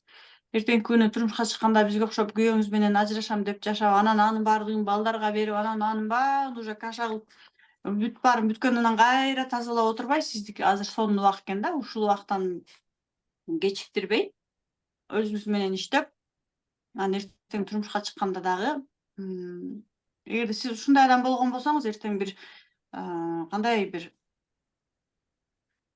чыныгы аялга чыныгы эркек жолугат да, мындайча айткандачы. Чыныгы эркекти табасыз да, эгерде өзүңүз менен иштей алсаңыз, конечно да. Ата энеңиздин сүйүүсүнө толсоңуз, ошол сиздин өзүңүздүн аялдык энергияңыз менен, аялдык молчулугуңуз менен бөлүшө турган эркек келет да. Анан жок, менде эчтеке жок, мен сага жакшы адам болом, сен мага баарын, мен сага баарын жасап берем, только мага эркек болуп бер, мени жакшы көр десеңиз, ошондой эркек келет. Только сизди мактап коет, всё, эчтеке кылбайт. Эгерде чыныгы эркекти жолуктурам десеңиз, анда өзүңүз чыныгы аял болуңуз биринчи кезекте. Хорошо? Чыныгы аял деген только эле үйдөн балдарды карап, балдарды төрөп, үйдү жакшы жасап отурган эмес. Чыныгы аял деген бул тиги эркекке чыныгы шерик болуп алган адам да. Калганы уже Рахмат. кийинки очередь. Да, рахмат. Анан могу иерархия боюнча мен түшүнбөй калдым да, же мен башын жакшы карабай калдымбы? Ошол боюнча менеджерден сурасам болобу? Бул иерархия деген эмне деген экенин өзү түшүнбөй калдым да. Иерархия деген бул үй бүлөдөгү биринчи ата, андан кийин апа, андан кийин мен деген сөз да. Улуулатам деген сөз да. Ар биринин өзүнүн орду бар. Атанын өзүнүн орду бар, апанын өзүнүн орду бар, кыздын өзү орду бар, баланын өзүнүн орду бар. Мисалы деле жумушта деле иерархия сакталат. Мисалы врачтарды айта турган болсок, биринчи главврач болот, андан кийин врачтар болот. Алар деле категориясы менен биринчи высшая категория, жөнөкөй категория, жөнөкөй врач, андан кийин медсестра, андан кийин техник, там санитарка дегендей эле мындай немеси менен да, должности менен ошол сыяктуу эле да. Үй бүлөдө деле ошол сыяктуу иерархия болот да, атасы, апасы, кызы. Бирок акыркы учурларда тилекке каршы биз эркектер, аялдар эркек болуп алганбыз дагы, эркегибиз аял болуп алганбыз. Биз күчтүү болуп кеткенбиз дагы. Эгерде мисалы аял азыркы учурда биз ошентип ойлойбуз да, мен мисалы акчаны көбүрөөк таап аткан болсом, демек мен кыйынмын, күйөөм менден алсыз. Дейбиз дагы, именно финансы, материалдык жак менен эле күйөөбүздүн уровенин түшүрүп салабыз дагы, анан балдарыбызды да, мисалы балдарыбыз эртең чоңойду, алар акчаны көбүрөөк таап баштадыбы, биз автоматически ылдыйлайбыз, балдарыбызды жогору коюп алабыз. Кандай тапкан күндө деле, канча акча тапкан күндө деле, укмуш акылдуу болгон күндө деле биз аял бойдон калышыбыз керек, эркек бойдон калыш керек, балдарыбыз балдар бойдон калыш керек. Койчу Американын президенти болуп аткан күндө дагы ошол атага келип, ата деп баш ийиш керек, апага келип, папа деп. Биз наоборот, кичине акылдуу болуп, шаарга келип, тияк биякты билгенден кийин ата энебиздин үстүнөн түшүп атабыз. Силер ушинтпейсиңер, силер мынтпейсиңер, иерархияны сактабай, бузуп атпайбызбы? Ошон үчүн жашообузда баардыгы каша болуп атат. Жан дүйнөбүз ошон үчүн страдайт. Иерархия везде бузулган, везде каша. Биз баардык фокусубуздун баардыгын материалдык дүйнөгө буруп кеткенбиз дагы, чыныгы өзүбүздүн жаратылыштан берилген ордубузду сактай албай калганбыз. Ошондон анан бардак ошондон, карыз ошондон, кредит ошондон, ажырашуулар ошондон болуп атат. Түшүндүңүзбү? Түшүндүм, Именно рахмат. иерархиянын бузулганы. Анан эже дагы бир суроо берейин. Азыр айтып атпаймынбы, бизди тарбиялаганда силер жакшы адам болушуңар керек, жакшы болуш керек деп тарбиялаган депчи. Анан биз семьяда 5 кыз, анан бир эле эркек бала бар да. Бирок апам постоянно соседтердин эркек балдарын айта берчү. Апам көп эркек бала болгусу келчү экен да, бирок тилекке каршы биз бүт кыз төрөлүп калып турбуз да. Анан апам ошол башкалардын эркек балдарын айтып, анан бардык жакшы нерсе биздин үйдө эркек балага деп апам ошентип бөлгөн үчүн мен өзүмдү мындай ичимден ар дайым мындай эркек баладай эле сезчүмүн да, же мындай өзүмдү күнөөлөгөн сезимдер болчу эле, эмнеге мен кыз болуп төрөлүп калдым депчи. Ошондон улам дагы мага ушундай сүйүү жетпей калышы мүмкүнбү? Канчанчы кызсыз? Эң акыркысымын. Мен 6-сымын, бирок мындай эсептеп келгенде ошол иерархияны ордуна койгондо мен 8-си болот экенм семьяда. Тиги уулдан кийин сиз, Жок, эң улуу эжем бар, анан эжемден кийин ошо байкем бар, Жок, анан жок. калган бүт баары кыз. Калганы бүт кыздар, Э, Сиздин башкаларга ыңгайлуу болуп, башкалардан жанагынтип алгыңыз келип, жакшы адам болгуңуз келе бергени бул сиз чындап келгенде уул болгуңуз келе берет да. Ата энеңиздин алдында бул энергетически сиздики, энергия эркектики да. Эгерде ушундай программа менен жашай турган болсоңуз, эртең турмушка чыгасыз дагы сиз аны басасыз, өзүңүздүн аялдын энергиясы ушундай болот да, күчтүү болот. Эркекти өзүнүн энергиясы менен басып салат да, анан алсыз кылат. Эркек менен мындайча айтканда өмүр бою энергетически согушуп жашайсыз. Эркек менен эркек жашабайт да, сиздин энергияңыз эркектики, анын энергиясы эркектики да. Война постоянно, үй бүлөдө постоянно неме болуп турат да, келишпестиктер болуп турат. Сиз ал программаны кимден алгансыз? Конечно, апаңыздан алгансыз. Апаңыз ар бир төрөй берген сайын, апаңыз күйөөсүнө удобный болуш үчүн, кайын журтуна жагыш үчүн да, чөйрөдө жакшы аял, эркек төрөгөн аял болуш үчүн эле, удобный болуш үчүн эле өзүнүн балдарына ошондой. Даже биз ойлонуп койдук, уул болсо экен. Дедик, автоматтык түрдө балага барат дагы, балада нейрондук байланыш пайда болот. Так, мен апама таандык болуш үчүн, жана атама таандык болуш үчүн мен эмне болушум керек? Уул болушум керек экен дейт да. Всё. Мен уул көрүнгүсү келе берет да, чөйрөгө уул көрүнгүсү келе берет. Жакшы адам болуп көрүнгүңүз келген. Бул сиз чындап келгенде уул көрүнгүңүз келген. Бирок бул кимдин программасы? Конечно, апанын программасы. Сиз бул жерде эмне менен иштешиңиз керек?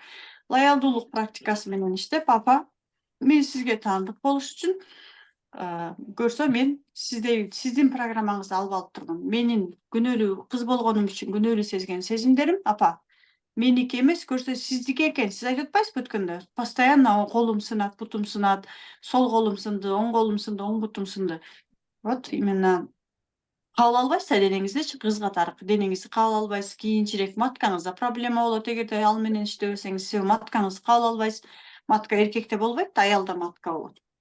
И маткаңызды азыртадан уже иштеп, азыртадан кабыл алышыңыз керек. Өзүңүздүн аял экениңизди кабыл алышыңыз керек. Ал үчүн күнөөлүү сезим, апанын алдындагы күнөөлүү сезим жана ал бүт апаныкы. Апага программа, апанын программасы менен эле апанын ичинде жүргөндө эле алып алгансыз. Өзүнө беришиңиз керек. Полностью. Сизге көп иштешиңиз керек экен. Рахмат сизге чоң. Мгм. Ишиңизге ийгилик. Рахмат. Макул. Рахмат, ыраазымын. Дагы сурооңуздарды бериңиздер. Да, Саламатсыздарбы, мен саламатчылык. мен ошо өзүңдү баалап жашоо жөнүндө суроо бергим келип атат да. Мен ошол мындай бир нерсе жетиш үчүн ата энеме мен баягы колуман келет деп бир нерсени кылам да. Мурда ошентип кылчумун да, иштегенде дагы ошентип кылчумун. Анан ошол мен дагы ошол психологияга келип калып, эми баягы жан дүйнөмдүн каалоосу менен баягы бир нерселерди жасаганга аракет кылам да. Анан ошо бир нерсенин башын баштап коюп эле анан мындай башында аябай мотивация болот дагы, андан кийин мотивациям жоголуп кетет да. Анан мурдагы ошол мен иштеген иштерим деле аябай жакшы жерлерде иштегем, мындай өзүмө жаккан да, мындай жумушум оор болсо деле ошол иштечимин да, мындай өзүмдү прям 100% берилипчи. Бирок эми ошону мындай обесценивать этем да, менчи. Ошол өзүңдү кантип баалаганды үйрөнүшүң керек. Мен аябай өзүмдү обесценивать этем да. Самооценкаңызды көтөрүү боюнча караңыздар, өзүңүздү баалоо айрыкча айымдарда. Өзүбүздүн самооценкабызды дайыма жогору койгонубуз бул биринчи кезекте бизге атадан келет. Эгерде бизди бала чагыбызда атабыз, мисалы, папина дочкаларды байкасаңыздар, папина дочкалардын баасы дайыма жогору болот. Менин кызым, ой, менин кызым деп турса, канчалык ата, кыздын баасы ошончолук жогору болот. Эгерде биз кыздар өзүбүздүн атабыздан ошондой менин кызым деген ата тараптан атабыздын бизге болгон ишеничин сезбей, тескерисинче сен монтпейсиң, сен тигини кылышың керек, сен муну кылбайсыңбы деген ата тараптан уксак, же тескерисинче вообще атабыз жок болсо, атабыз менен байланыш болбогон болсо, атабыз жашообузда болбосо, балким ажырашып кетишкен, балким бизге такыр көңүл бурган эмес да, өзү менен өзү болгон. Вот ошондо биз самооценкабызды түшүрө беребиз. Падает энергия, эркектик энергия түшпөйт, жетпейт да бизге. Атаңыз менен кандай эле мамилеңиз? Микрофонуңуздарды өчүрүп туруңуздар. Кимдин микрофону чыгып атат? Атам менен эле жакшы. Мен негизи чоң ата, чоң апам колунда өскөм да, анан 6 айыман 3-чү класска чейинчи. Анан мындай өтө деле прям мээрим берип, мындай чоңойтуш эмес да, мындай. Менде деле ошо травма болгон да.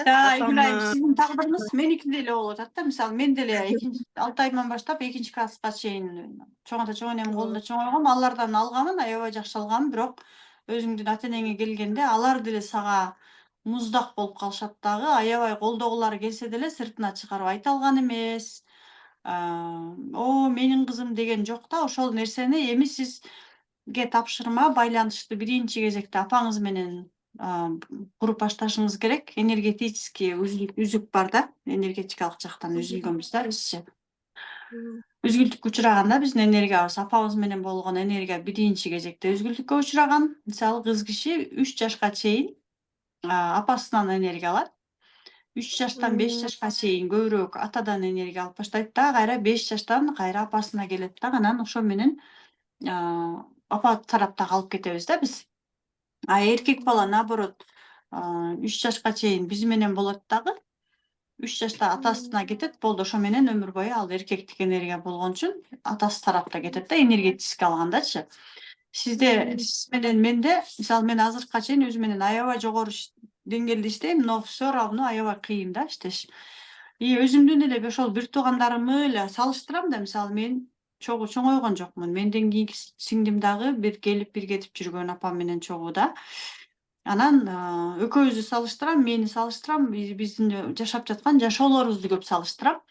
Анализдейм да, карап келсем, мен алар мынтип карасаң баардыгыбыздын аракетибиз деле бирдей, жасаган жумушубуз деле бирдей, бирок көбүрөөк кыйынчылык менде да. Себеби дегенде мен биринчиден чоңмун. Алардын ата эненин баардык жанагы ашкан ташкан негатив, позитивдердин баардыгы биринчи кезекте келип эле биздин үстүбүзгө түшөт да. Себеби эң чоң болуп атпайбыз балдардан да. Биз көп көтөрөбүз. Апабыздын жашоосунда эмне болду, биз көтөрөбүз. Атамдын жашоосунда эмне болду, бизге келет. Себеби чоңбуз да. Андан кийинки балдарды карасам, алардын жашоосу намного легче.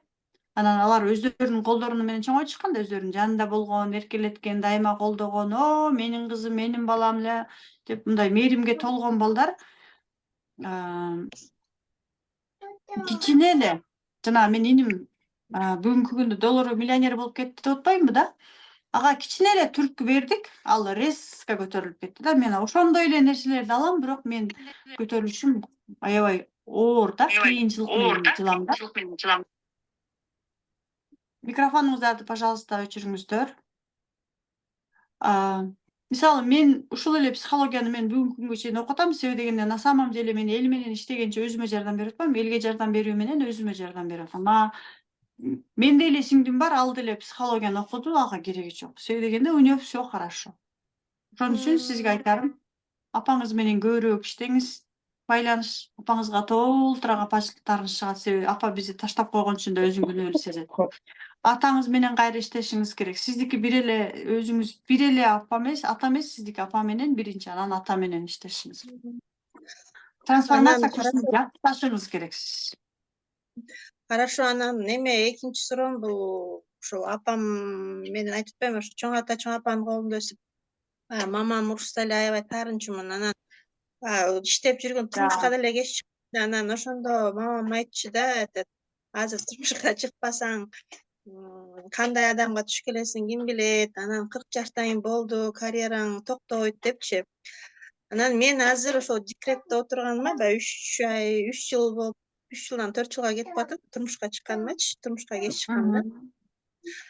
Анан ошол эле сөздөр баягы мээмен такыр кетпейт да, ошол апамдын айткан сөздөрүчү. 40 жаштан кийин баягы турмушка чыктың, болду, ошо менен үйдө бала багып отурасың. Бир точкадан ошо жыла албай атам да ошол. Кээ бирлер үйдө отуруп эле баягы иштеп атышат го балдар мененчи. Анан мен негизи ошол окуганды жакшы көрөм, мен да өнүккөнү жакшы көрөм, баягы илим билим деп иштейм деп жүрүп мен да турмушка кеч чыккам да. Анан ошону кандай кылып берсе болот ушул программанычы? Да. Бул жерде биринчи кезекте биз ошон үчүн балдарыбызга түрдүү сөздөрдү сүйлөй бербешибиз керек да, сүйлөп атканда дагы сөздү ойлонуп туруп сүйлөшүбүз керек. Апаңыздын программасы бул лоялдуулук. Апаңыз сизге кандай сөз айтса деле апанын программасы менен жашай бересиз да. Бул лоялдуулук деп коет муну. Бул практикалардагы берилет. Апа сизге таандык болуш үчүн эмне үчүн биз лоялдуулук иштейт? Себеби дегенде мен апама таандык болуш үчүн мен апам айткандай болушум керек. Дейт дагы ме сиз аны каалайсызбы, каалабайсызбы, автоматтык түрдө ме ошол нерсени алат дагы анан эртең ошону кайра өзүнө доказать этип берет. Апа, мына сиз айтпадыңызбы беле? 40 жашта жашооң токтойт деп. Мына меники токтоду деп кайра апаңызга доказать этип көрсөтүп берет. Эртеңки күнү биз дагы балдарыбызга айтсак, ошол нерсени эле кайра өзүбүзгө далилдеп берет балдарыбыз.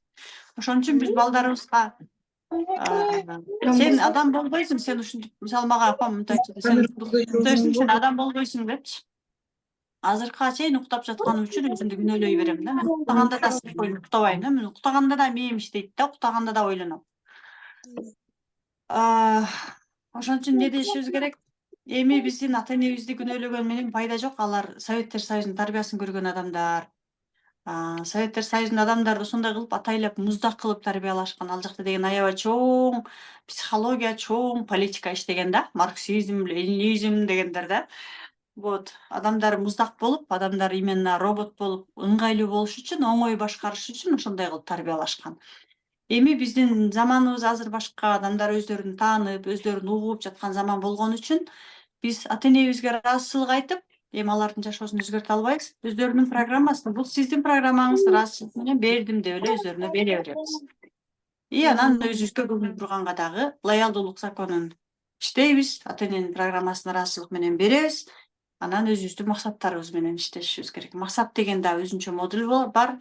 Ал жактан анан максат койгонго үйрөнүп баштайбыз. Баягы неме деген сиздерде жок, тренажерде бар. Сенин бактылуу жашооң, ата эненин бактылуу жашоосу, баланын бактылуу жашоосу. Биз эртең балдарыбыз бактылуу болуш үчүн сөзүбүз менен эмес, өзүбүздүн жашообуз аркылуу көрсөтүшүбүз керек да. Биз канчалык бактылуу болгонубузду бала көргөн сайын, эртеңки күнү бала дагы өзүнө уруксат берет. Биз эмне үчүн бүгүнкү күндө өзүбүзгө бактылуу болгонго уруксат бере албай атабыз, ийгиликтүү болгонго уруксат бере албай атабыз? Анткени биздин ата энебиздин бактылуу болгонун көргөн эмеспиз. Ата энебиздин ийгиликтүү болгонун көргөн эмеспиз. Биз эмнени көргөнбүз? Көбүрөөк бизге көрсөткөн эмес. Ал нерселерин көрсөтүп, ишке чыгып бактылуу сүйүнүп келиши мүмкүн. Үйгө келгенде чарчап, бактысыз болуп, чарчадым мен, кечке жумушта жүрдүм силер менен, силер үчүн деп. Бизге өзүнүн бактысыз жашоосун көрсөткөн. Вот ошон үчүн айымдар, Бактыгүлай, телефон микрофонуңузду өчүрүп коюңузчу, аябай мешать этип атасыз. бул жактан мага Заткан эже, саламатсызбы? Суроо берсем болобу? Да, бериңиз. Заткан эже, мына максат боюнча бизге келген эле го курс, анан ошол максатта сиз мындай деп сүйлөпсүз да. Мисалы, бир жума мурун эч кандай стресс болбош керек, бир жума кийин анан мындай бактылуу мүнөттү жашыңда 18 жаштан кийин эстешиң керек. Эгер эч кандай бактылуу мүнөттөрдү эстей албасаң, анда кандай кылыш керек? Мындай да, ал жанагы немени айтып атасыз, максатыма жетем курсун айтып атасызбы? Ооба. Ал жакта мисалы 5 максатыңызды жаздыңыз деп атпайбы? Ооба. Вот ошол 5 максатты жазганда алардын үстүнөн иштеш үчүн эстейсиз да, жашооңузда мисалы мектепти бүткөн учурда биз мындай деп эстегенбиз да. Так, мен мектепти бүтсөм эле жашоомо барам дагы, анан менин жашоом укмуш болуп кетет баары деп. Бир бактылуу какой-то бир бактылуу мүнөттөр болгон да жашооңуздачы. Вообще бактылуу мүнөттөр болгон эмес экен да, эстесем. 2 жума мурун стрессовый ситуация болбош керек, 2 жума кийин дагы деген экенсиз. Анан алкоголь, сигарет дейм да. Алкоголь ичкенде болбош керек деп, бирок алкоголь мындай ичкенде болгон мүнөттөр болсо кандай болот? Эмне үчүн ал жакта туура алыш керек ал учурду? Себеби дегенде сиз азыр ошол учурдагы абалыңыз менен жашаганда ошол учур эле кайра кайталанбаш керек да. Мисалы ошол учурда мисалы банктан кредит алып туруп өлө сүйүнүп, банк мага кредит берди, мен ушундай нерсени барып жасайм деген мүнөттү алган болсоңуз, анда сиз ошол учурдагы энергияны алып колдоносуз да. Анда сиз кайра мүнөт, эле мүнөт, банктагы кредитке түшүндүм. кетип калышыңыз мүмкүн да, мисалы да. Мүнөт эле алат деп айтып атасыз да. Азыр мен ойлопмун, 2 жума такыр стресс болбой, 2 жума кийин да стресс болбой. Вообще Эгерде ондой неме жок экен да, мүнөт эле алат экенбиз да. болушунча эстеңиз, мисалы сиз бир ай, эми андай учурлар бизде көп болот, негизи жашообузда көп болот. Мисалы мына ушул эле бир айдын ичиндегисин ала турган болсоңуз, мисалы мен жакында эле бизнес насаатчылык сабагын съемка кылдым. Өлө прям жыргап, өлө өзүмдү бактылуу сезип, ушундай сабакты съемка кылдым деп жеңил сездим да. Чыктым. Ал учурда алсам болот. Бирок мен андан жолдо келатып, же жолдошум менен урушушум мүмкүн, же дагы башка бирөө бир нерсе болушу мүмкүн да. Демек, мага ал ситуацияны албайм. Болушунча айланасы дагы таза болуш керек. Ошол ситуациянын айланасы дагы таза болуш керек да, чтобы сиздин жашооңузда ошондой нерсе кайталанбаш үчүн айтылып атат да ал. Эстеңиз, нет, болбой койбойт, бактылуу учурлар болбой койбойт, болот, бирок Вообще болгон эмес го, 2 жума сиз айтмакчы, бир күн сонун болсо, экинчи күн анан кийин не то болгон учурлар болсо кандай? демек, сизде эмоцияңыз жабык да. Бизде деген түрдүү эмоциялар бар да. Ачуулануу эмоциясы бар, кубануу эмоциясы бар, кайгыруу эмоциясы бар да, сүйүү эмоциялары бар. Эгерде сиздердин жашооңуздарда кубануу, бактылуу болуу эмоцияларыңыз жабык болсо, демек сиз өзүңүздүн кубанууңузду сыртка чыгарганга мүмкүн эмес деген запрет коюлган. Мисалы балдарыбыз аябай кубанып, сүйүнүп, жыргап ойноп атса, биз наоборот ошол учурду караганда ачуубуз келет, раздражать этебиз. Эмне сүйүнүп атасың? Эмне өзүңчө эле жыргап атасың? Ал биздин балдарыбыздын сүйүнүп атканда эмес кеп өзүбүздө өзү сүйүнгөнгө уруксат бербеген үчүн балдарыбыздын кубанганын жактырбай кабыл албай атабыз. Раздражение, ал өзүбүздөгү проблема.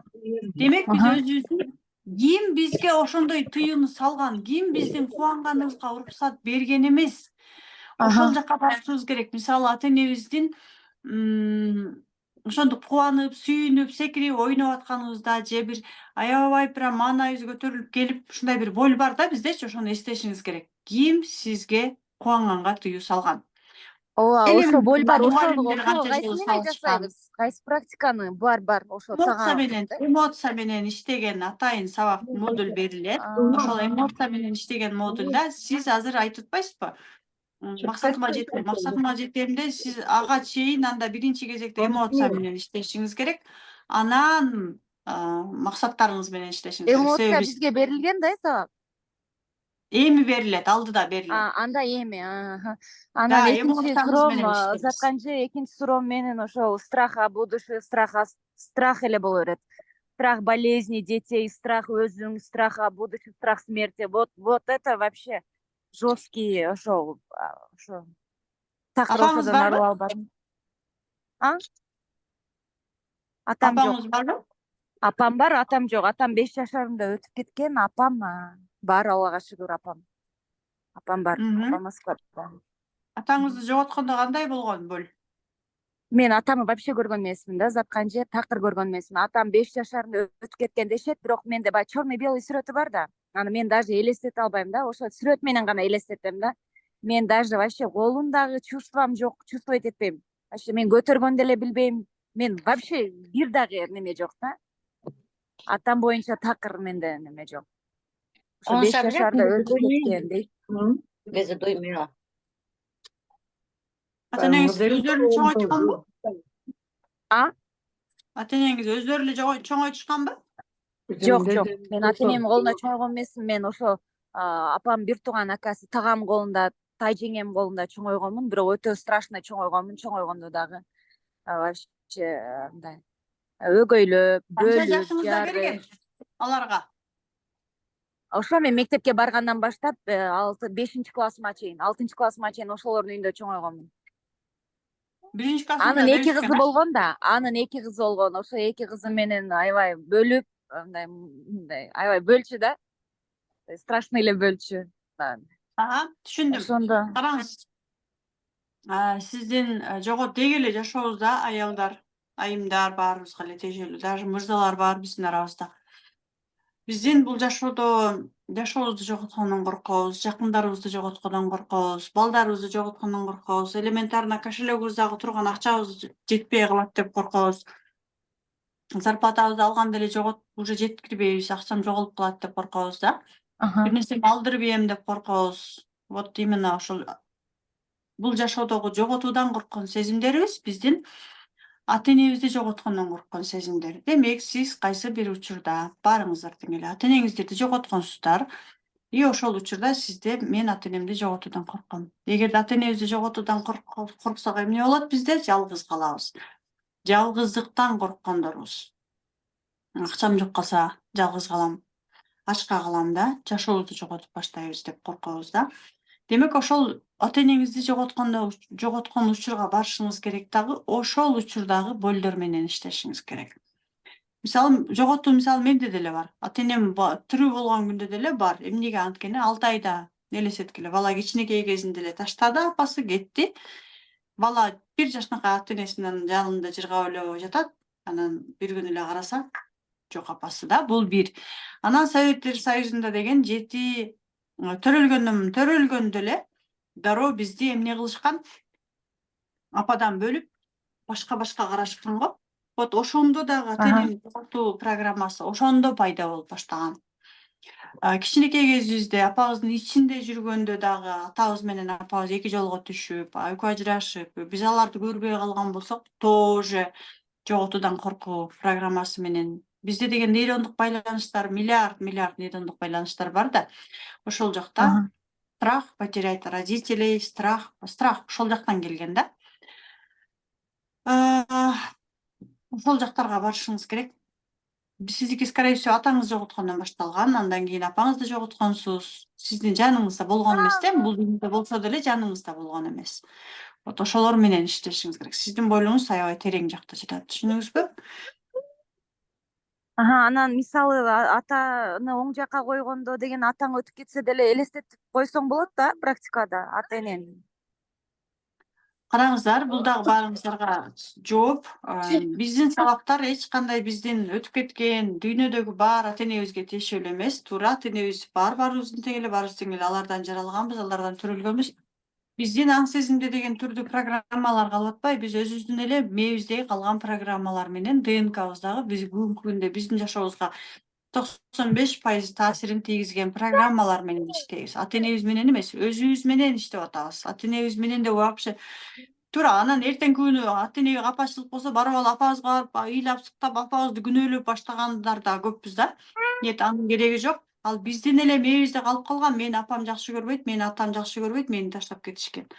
Чындап келгенде биз балдарыбызды, мисалы, биз өзүбүз деле апа катары таштаганбыз да көп эле жолу да. Биз балдарыбызды жаман көрүп калган жокпуз да. Биз балдарыбызды мурдагыдай эле жакшы көрөбүз. Мурдагыдай эле жакшы көрөбүз. Болгону эле сыртыбызга чыгарып айта албайбыз да. Өзүбүздү мындай күнөөлүү сезим менен жаап койгонбуз. Айта албайбыз. Мен айтсам мени кабыл албайт деп.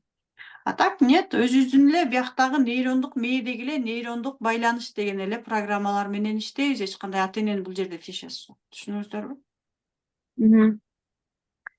Бул баягы страх смерти, страх болезни ал деле ошого тиешелүүбү атага?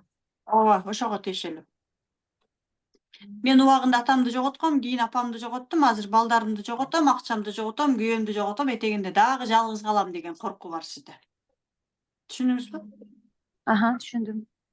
Рахмат чоң. Рахмат. Азыр бизде ал сабак келе элек да, мен эмоция менен иштешейин десем. Да, эмоция келет эми.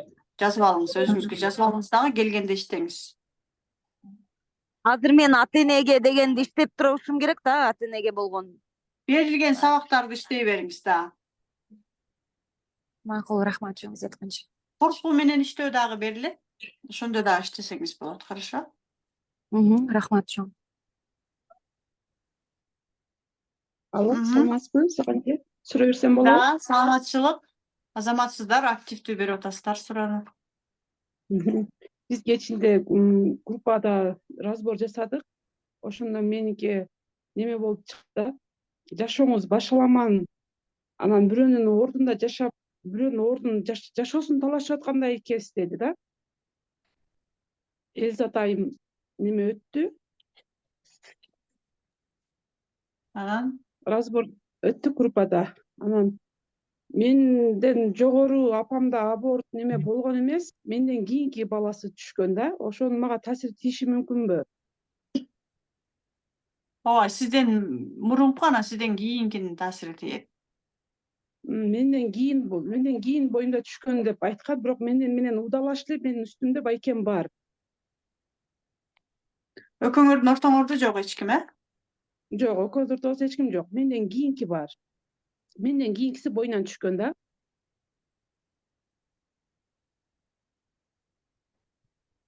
Бир туугандардын орду менен иштегенде ордуна коюңуз.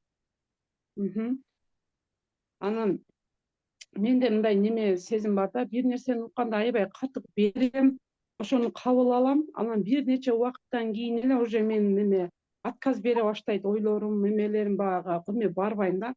Колума акча тийсе дагы баягыны иштетип кетет, акча кетип атат деп атып эле акчаны орду жок иштетип коем, баары все равно иштетилет акча. Анан ошентип кыжалат боло берем да, акчам кетип калды.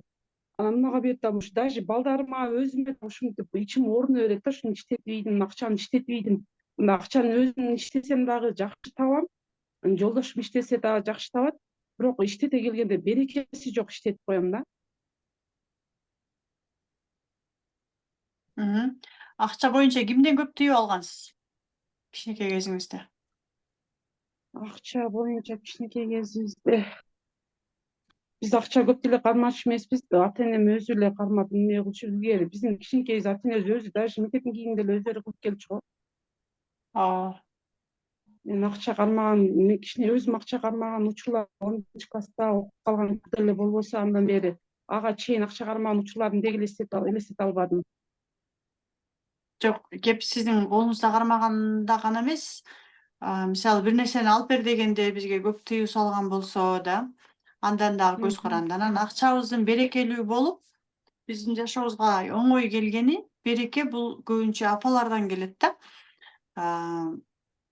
Мисалы апабыз бизге көптөгөн мамиле кылганда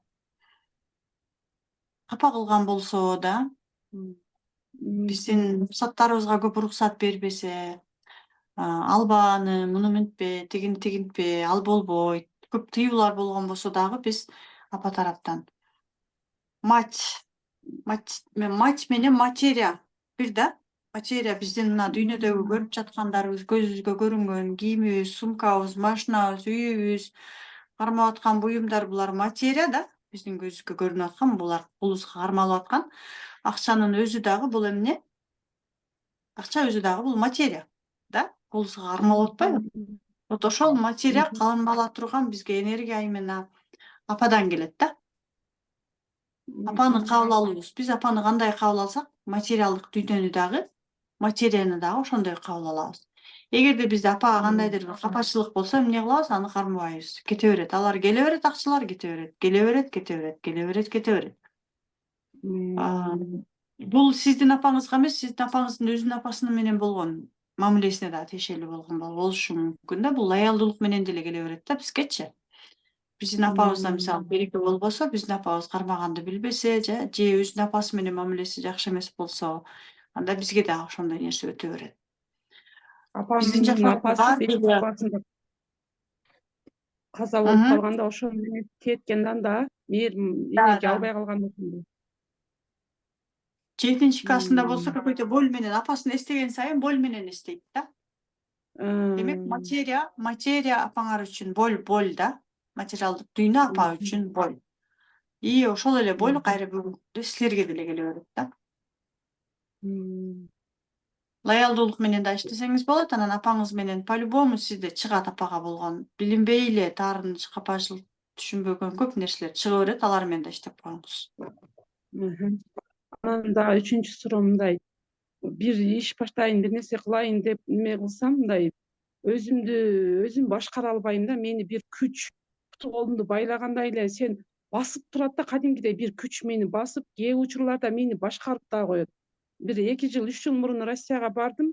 Ишим жакшы, жерге ишке кирдим, айлыгым жакшы, бирок кандайдыр неме менен эле өзүм каалабай ыйлап атып эле билет алып үйүмө кайтып келип калдым да 3 айдын ичинде эле. Кадимки эле бир күч. Анан ошол күч жашоомдо дагы көп немесин берет. Мен жолдошумду туура түшүнүп, неметип атсам деле баягы күч немегене куйланып, урушкум келип, баягы албуттанып жолдошума ошентип берем. Кээде балдарыма да ошону көрсөтөм, апама, атама дагы ошону көрсөтө берем да. Ошондо ичимде чыгып кетет да, баягы бир күч бардай, өзүмө ээ боло албайм да. Өзүңүзгө ээ боло албаганыңыз бул демек сиздики эмес да, ал сиздин программаңыз эмес. Сиз башкара албаган нерсе ал сиздики эмес. Ал кимдики болушу мүмкүн? Ким ошондой болгон, ким албуттанган, ким өзү башкара алат, то есть ким жалкоо болгон, например да.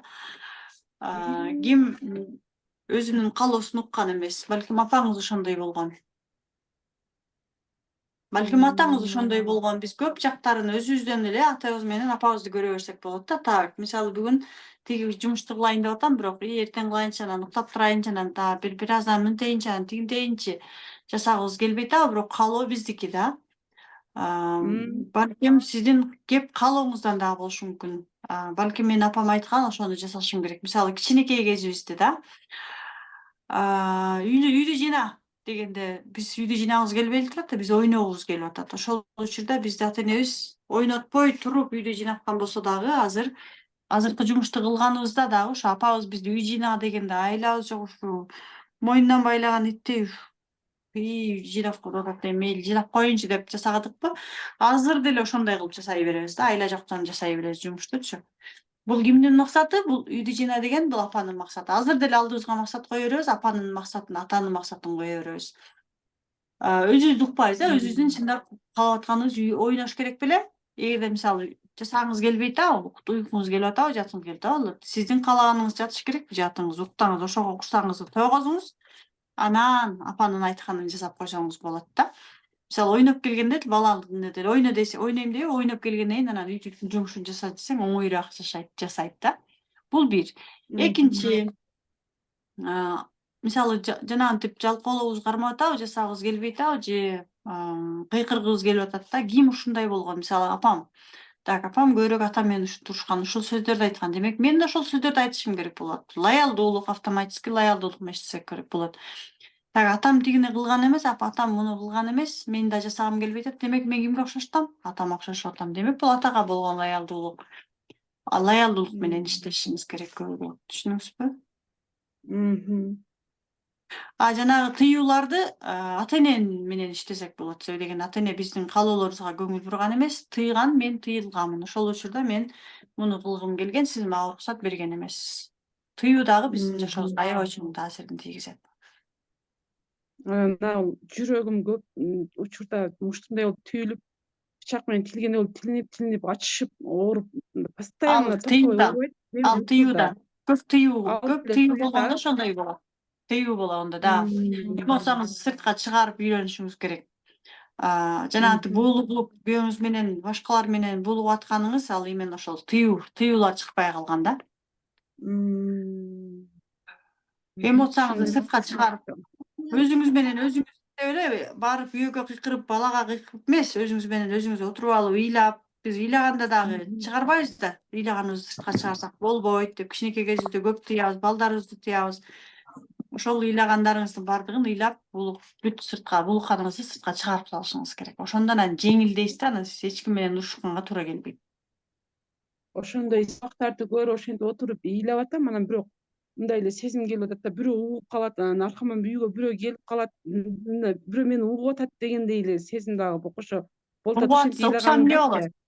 Уксайм эмне билбейм, болот? ошо бирөө менин аркамда карап турат, бирөө угуп атат деген эле, угуп калат деген эле мындай коркуу, ушу угуп атат, бирөө угуп калбаса экен, кошунам кирип келип калбаса экен, же жолдошум ишке кеткен болсо, келип калып угуп турабы, мени аңдып турабы деген эле, баягы ыйлап атсам дагы ыйымды бош коюп этпей, ошондой ой кыйнап ийип атат да, бөлүп ийип атат демемди.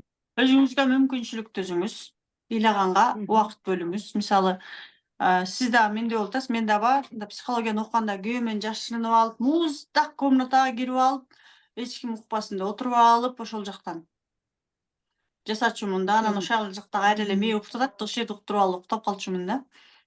Өзүңүзгө мүмкүнчүлүк түзүңүз, болушунча ыйлагыңыз. Эми чоң адамбыз да биз, жоопкерчиликти өзүбүзгө алабыз дагы, өзүбүзгө мүмкүнчүлүк түзөбүз да. Жолдошубуз бир көргөндө айтышы мүмкүн, ненормальный, мээң айнып калыптыр, ыйлап атасың, отуруп ал эле. 2 айтышы мүмкүн, 3 айтышы мүмкүн, кийин уже бар болуп калат. Ыйлай бер. Наоборот айтабыз. Сен что-то ыйлагандан бери оңолуп келатасың, мага жабып атасың деп баштайт. Так что ыйлай бериңиз. Макул. Рахмат чоң. Экеумиздин Биз жолдошум экөөбүз практиканы чогуу аткарып, кийин туура башында аябай көптөгөн келишпестиктер болду, түшүнбөстүктөр болду. Анан биз мындай көп токтобостон көпкө чейин өзүбүз менен иштей берсек, мисалы мен 1 жыл, 2 жыл токтобой иштегенде анан результатты көрсөтө беребиз да. Көрүнүп баштайт.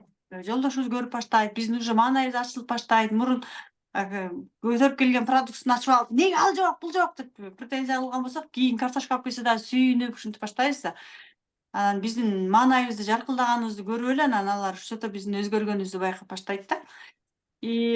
Барып өзүнүн жолдошубуздун уже сиздер өзүңүздөр дагы сабакты жакшы билип, жакшы окуп калгандан кийин өзүңүздөр да уже психолог болуп баштайсыздар да. Анан жолдошуңуздардын сүйлөгөн сөзүнөн эле минустарын таап баштайсыздар да.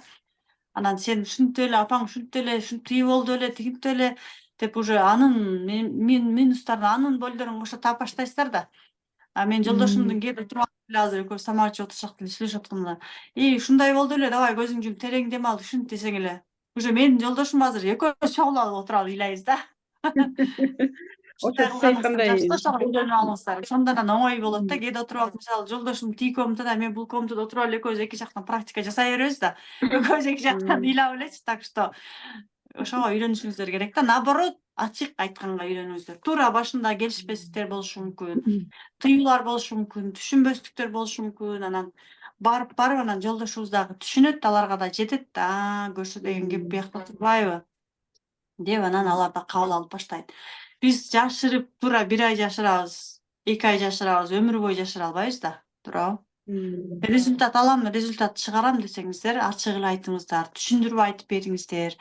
Анан биздин сөздөрүбүздү укканда сырткы дүйнөдөгү адамдар бизди бир аз ненормальный деп ойлошу мүмкүн. Себеби дегенде биз адамдардын жашоосу эмес, мындай аң-сезимдин программасы менен сүйлөйбүз да, ошон үчүн түшүнбөйт да аларчы. Булар бир аз кышасы кетип калыптыр, же жанагындай секта мектага кирип алып мээси айнып калыптыр деп ойлошу мүмкүн да. Бирок мындай жашоо менен айтып берсеңер дагы, мындай жашоонун тили менен айтып бергиле, биздин тилибиз башкача болуп калат да, аларга түшүндүргөндө биз башкача ненормальный көрүнө беребиз.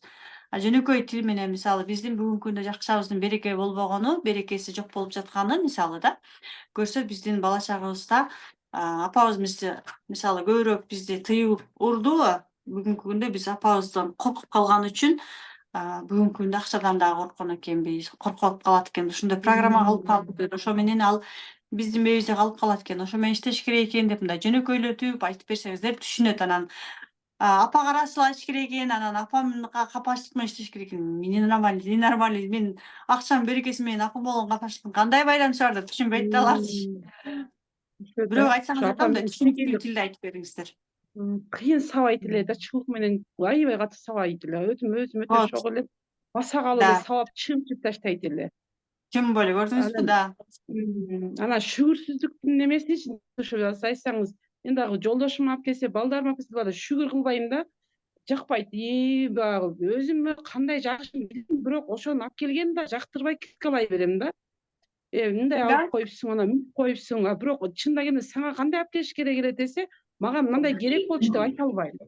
Ооба. Ал ыраазы болгонубуздун себеби биринчиден баланс законунда көрөсүздөр, угасыздар. Бизге апабыз үй жыйнап кой, тигини кылып кой, муну кылып кой деп айтат да. Же атабыз деле. Анан аны жасагандан кийин, ой, рахмат кызым, сен ушуну жасап койсуң деп ыраазычылык айтпайт. Наоборот, келип алып, эй, тигил жерди эмне мынтпай койдуң деп кайра жана жасаган жумушуңан андан бетер көп артык кылам деп тыркылып койсуң деп, наоборот, турушат эле го. Вот ошондой нерселерди мына бүгүнкү күндө чактан эле бала чактан эле көтөрүп келген программа менен эле мына бүгүнкү күндө уже балдарыбызга күйөөбүзгө деп эле бере беребиз. Күйөөбүз деле ошондой эле программа менен чоңойгон, и пожалуйста да. Аны алыс жака барбай эле ошол эле өзүбүздүн бала чактагы эле биз 5 жашка чейин, 7 жашка чейин нейрондук көптөгөн биздин мээбиздин натурасы да 5 жашка чейин биз ата эненин айтылган сөздөрү, тыйылган сөздөрү, урушкан сөздөрү, эркелеткен сөздөрү баардыгы биздин нейрондук байланыштарда болот. 5 жаштан 7 жашка чейин чистка болот дагы. Көп кайталанган биздин жыгылгандарыбыз, катуу болдорубуз калып калат. Жанагындай майда чүйдө кереги жок да, биз эсибизде эчтеке жок болуп аткан себеби уже чистка болуп кеткен да ал, тазаланып кеткен. Анан 7 жаштан баштап анан 17 жашка чейин мээ деген нейропластичен деп атпайбызбы? Мээде ошондой калган дагы көптөгөн байланыш нейрондор менен көптөгөн нейрондор пайда болуп, анан ошол нейрондун негизинде анан мына бүгүнкү күндө бала чактан азыркы биздин жашообуздагы баардык нерсенин башы, өзөгү бул биздин бала чагыбыз менен иштегенибиз жакшы да. Ошондон анан биз ордуна кое алабыз. Атак эмнеме гана кылбай эле мен мастер-кит менен иштедим. Кийин бир америкалык Джон Кёханын программасы менен иштедим. Түбүнө жеткен жокмун, наоборот, крышам кетип калайын деди, аябай иштеп атып. Качан гана өзүмдүн ата эне менен иштей алганда анан бирок бул жакта деле кыйналасыздар, башында кыйналасыздар. Башында апаны күнөөлөп баштайсыздар, атаны күнөөлөп баштайсыздар. Анан кийин мен деген өзүм менен өзүм иштеп атпайбы? Причем тут менин ата энем дегенде анан өзүңүздөргө келип баштайсыздар. Ата энени күнөөлөбөңүздөр. Вообще алар күнөөлүү эмес, алар болгон эле өздөрүнүн жашоосунан эмне алды, ошону эле берди. Бүгүнкү күндө биз деле өзүбүздүн жашообуздан эмнени алдык, ата энеден ошону эле берип атабыз. Ал колубуздан келишинче аракет кылып атабыз да. Сүйүүнү деле бөл менен берип атабыз, чындап келгендечи. Аябай жакшы көрүп барасың дагы анан сүйүүнү айткың келет, барып туруп наоборот чокка бир коесуң да. Бул дагы сүйүү да. Туруксуздук деле ошол экен да, мен да мындай бир адамга токтобой эле сиз айткандай жумушта деле ошондой мен иштениш издей берем. Мына эмеден деле психологдордон деле сизди көрүп атып эле дагы башкасына өтүп кетип, ушул дагы мына жакшы экен деп да ушинте берем. Ал деле ошо балалыктан экен да. Фокусуңузду бир эме турабы? Ал 15 курсту биреп алып деле окусаңыз болот, бирок мындай да 15 тамак, 2-3 тамакты мисалы кафеге барып туруп манты, лагман, борщ, 5 тамакты заказ кылып туруп жейсизби? 5-өөнү тең бир убакта жеп атасыз. Кайсынысынын даамын сезип, кайсынысынан ырахат аласыз? Билбейсиз да. Ашказаныңыз айтат да, ой рахмат депчи, мээге караганда ашказан акылдуураак деп коет го. Бир кичине бир өзүңүзгө керектүү болгондон кийин токтотот, нет, всё деп. Ошол сыяктуу эле мээ дагы бир анын курсун, бир мунун курсун, тигинин баардыгын алгысы келе берет. Курсагың ачка турган учурда бүрт тамакты жегиң келет да. Ошол сыяктуу сиз ачкасыз да. Ошон үчүн баарын алгыңыз келе берет. Алып окуганга келгенде уже мээнин көңүлү айланат. Рахмат айынан баардыгынын кереги жок бар деп туруп анан түртүп баштайт. Ошон үчүн биринчи мантыны жеңиз. Бүгүн мантыны жеңиз, эртең лагманды жеңиз, эртеси күнү башкасын жеңиз да. Ошон үчүн бир курсту алыңыз, аш кылыңыз. Курсаңызды тойгозуңуз, анан башкасын алсаңыз. Макул. Рахмат. Чоң. Саламатсызбы, суроо берсем болобу? Саламатсызбы. Мамиле боюнча суроо берейин дедим. Не боюнча? Мамиле боюнча. Мен балам 22-де да, анан мен ушу балдар кичинекей чакта ажырашып кеткем. Анан балам мени күнөөлөй берет да, эми мен эмес, ошо атасы экөөбүздү күнөөлөй берет да. Анан мамилебиз дагы жакшы эмес. Кандай деп айтсам, азыр мындай комнатада кирсе да жамын алат, мындай көп биз менен сүйлөшпөйт. Анан кызым дагы бар да, анан айта берет да, кыздычы любимый ребенок деп эле мындай өзү ушундай претензиялар көп да. Мен ошондо эмне менен кандай кылып иштешсем болот? Биздин курста биринчи жолу окуп атасызбы? Трансформацияга биринчи жолу. Балаңызды өзүңүз чоңойтконсузбу же Өзүм чоңойтком. эч кимге берген эмес? Жок, Жолдошуңуз менен байланышабы? Атасы көп деле байланышпайт.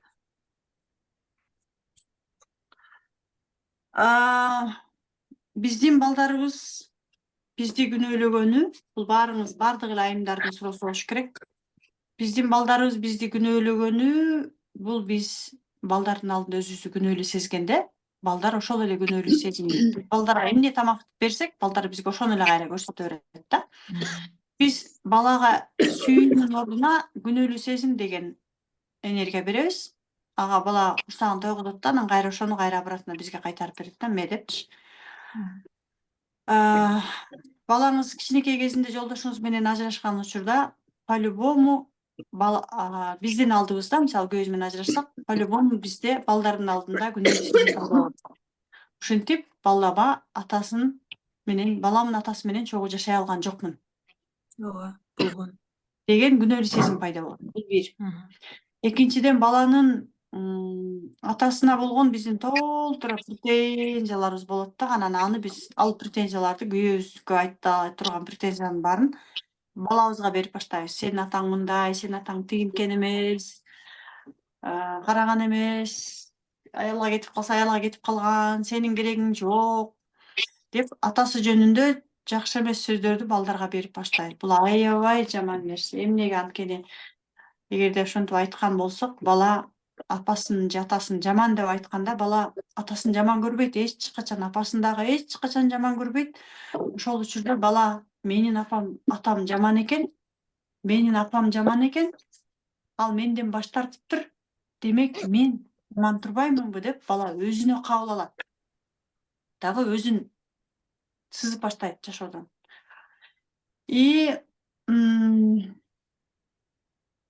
Өзүнүн жашоосунда көптөгөн ийгиликтерди жарата албайт. Балада внутренний опора деп коебуз го, ошондой нерселер жок болуп калат. Баланын күнөөлөгөнү туп-туура. Действительно сиз күнөөлүүсүз. Сиз эмне менен иштешиңиз керек бул жерде? Өзүңүздүн жолдошуңуз менен көбүрөөк иштешиңиз керек. Жолдошуңуз менен эмне үчүн ажыраштыңыз? Анткени жолдошуңуз сизди балким колдогон эмес, балким дагы башка нерсе. Демек, сиз өзүңүздүн ата-энеңизден ошол нерсени ала алган эмессиз дагы. Ошол нерсени жолдоштон талап кылганбыз. Өзүңүздүн ата-энеңиз менен эле кайра иштейсиз.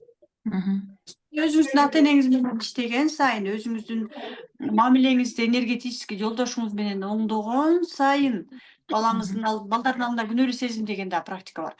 Баланын алдында күнөөлүү сезим менен иштеген сайын, энергетически балаңыз сиз күйөөңүз чоңойгондой болуп, прям ошону мээңизге энергетически эле бул жактан элестете бересиз, киргизе бересиз, сезимдер менен иштеген сайын, балаңыз сизди күнөөлөгөнүн азайтат. Себеби балага сиз уже күнөөлүү сезимдин ордуна сүйүү берип баштайсыз. Атасын күнөөлөгөндүн ордуна өзүңүздүн ата-энеңиз менен иштеп баштагандан баштап атасын күнөөлөбөй баштайсыз. Көрсө кеп менде турбайбы?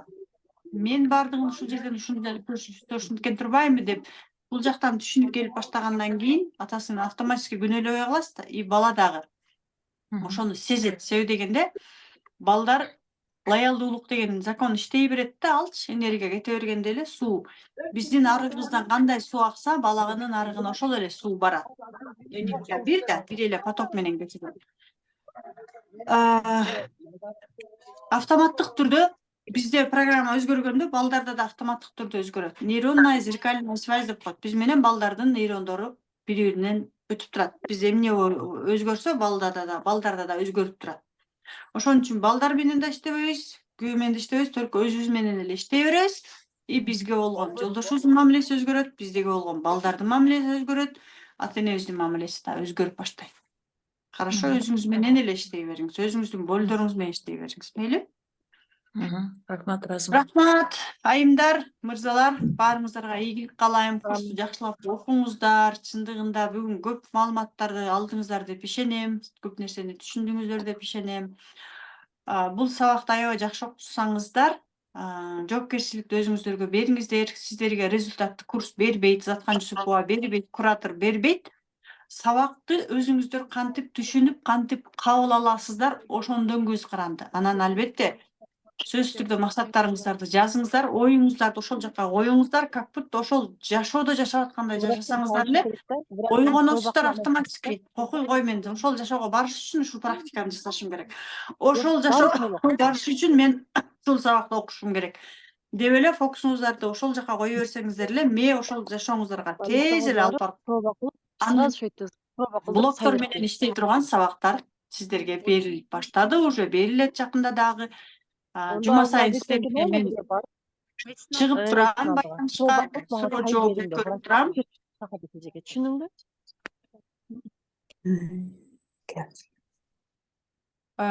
Бул жактан 2 саат бою бир күндө среда күндөрү саат 11-ден 1-ге чейин суроо жооп менен чыгам, сурооңуздарга жооп берем.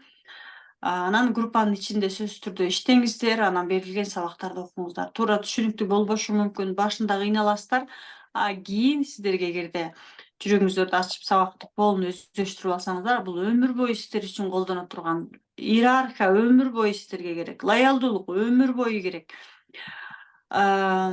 Баланс өмүр бою керек. Капачылык, таарынч, күнөөлүү сезим өмүр бою керек. Биз ойлойбуз, мына 1 ай бою иштесем эле всё, мен таптаза болуп калам, анан менин жашоом нет. Чыга берет. Биз канчалык иштеген сайын чыга берет. Эң башкысы өздөштүрүп алсаңыздар эле, аны өз алдыңыздарча колдоно бересиздер. Бизде мисалы ушундай окуучулар көп. Трансформация курсун аябай жакшы окуйт. Биринчисине түшүнбөсө экинчисине окуйт, экинчисине түшүнбөсө үчүнчүсүне окуйт. Сонун кылып өздөштүрүп алгандан эле болду. Бир 5-6 группалашып таап алат. Ошо менен эле өзү эле жыргапактуу болуп жашай беришет, иштей беришет. Мурунку негатив жок, мурунку жертва жок, мурунку балдар менен бузулган мамиле жок. Өздөрү менен өздөрү эле иштей беришсе болот. Бул курс сиздерге өмүр бою керектүү курс. Ошон үчүн иштеңиздер. Жакшылап аткарыңыздар. Мен бир нерсе айтканда же сураарда заарканып турам. Азыр мынтип тыйып коет, же тигинтип коет деп кыскарыла берем, коркуп турам дейт Гүлзат Покоева. Демек, көп тыйылгансыз, ата тараптан, апа тараптан болушу мүмкүн да. Көп тыйылганда бизде ушундай боло берет. Бул жакта да бирөө жазды эле. Балдардан чыгарган ачуу эмнени түшүндүрөт? Биз мисалы ата-энебизге айта албаган сөздөрүбүз көп да. Ата-энебизге айта алган эмеспиз, өзүбүздүн эмоциябызды сыртыбызга чыгара албайбыз. Ошол учурда дагы балдарыбыздын дагы эмоциясын сыртына чыгарбай, мен басылгам, сен да басылышың керек. Мен тыйылгам, сен да, мен кубана албайм, сен да кубансаң болбойт деп эле өзүбүзгө окшоштурабыз. Мен 4 бурчтукмун, сен да 4 бурчтук болушуң керек деп эле чалаң эле 4 бурчтук квадраттарды жарата беребиз, кыса беребиз да. Өзүбүз кысылганбыз, балдарды да кыса беребиз. Балдарды кыспай, балдарга кыйкырбаш үчүн өзүбүзгө ошого уруксат беришибиз керек. Балдардын эмоциясын, мисалы бала ыйлап атабы, сүйүнүп атабы, жыргап ойноп атабы, эй, отур жөн үнүңдү чыгарба деп көп тыят да. Мисалы менин апам үйгө келип калганда, мен балдарым отурбайсыңарбы жөн дей берет да. Бала эмне үчүн отуруш керек? Балага Кудайым энергияны берди, мүмкүнчүлүктү берди, үндү берди, сүйлөдү да Кудайга шүгүр чыгара берсин эмоциясын. Эмне үчүн тыябыз? Эмнеге антип тыят? Себеби апам өзү тыйылганда өзүнө уруксат бербейт. Ошон үчүн башкаларга да уруксат бере албайт. Мисалы мен өзүмө уруксат бербеген үчүн тыйып келгем, азыр өзүмө уруксат бердим, менин балам үйдө кыйкырып атабы, эмне кылып атат, ишимде жок да. Ал өзүбүзгө тыюу салганыбыз, өзүбүзгө уруксат бере албаганыбыз, балдарыбызга ишене албаганыбыз, өзүбүзгө ишене албаганыбыз. Балдарыбыздын эртеңки жашоосуна бир нерселерди айтса, биз ой, каяктан айтпачы дейбиз. Ал өзүбүз ишенбейбиз, балдар эмес.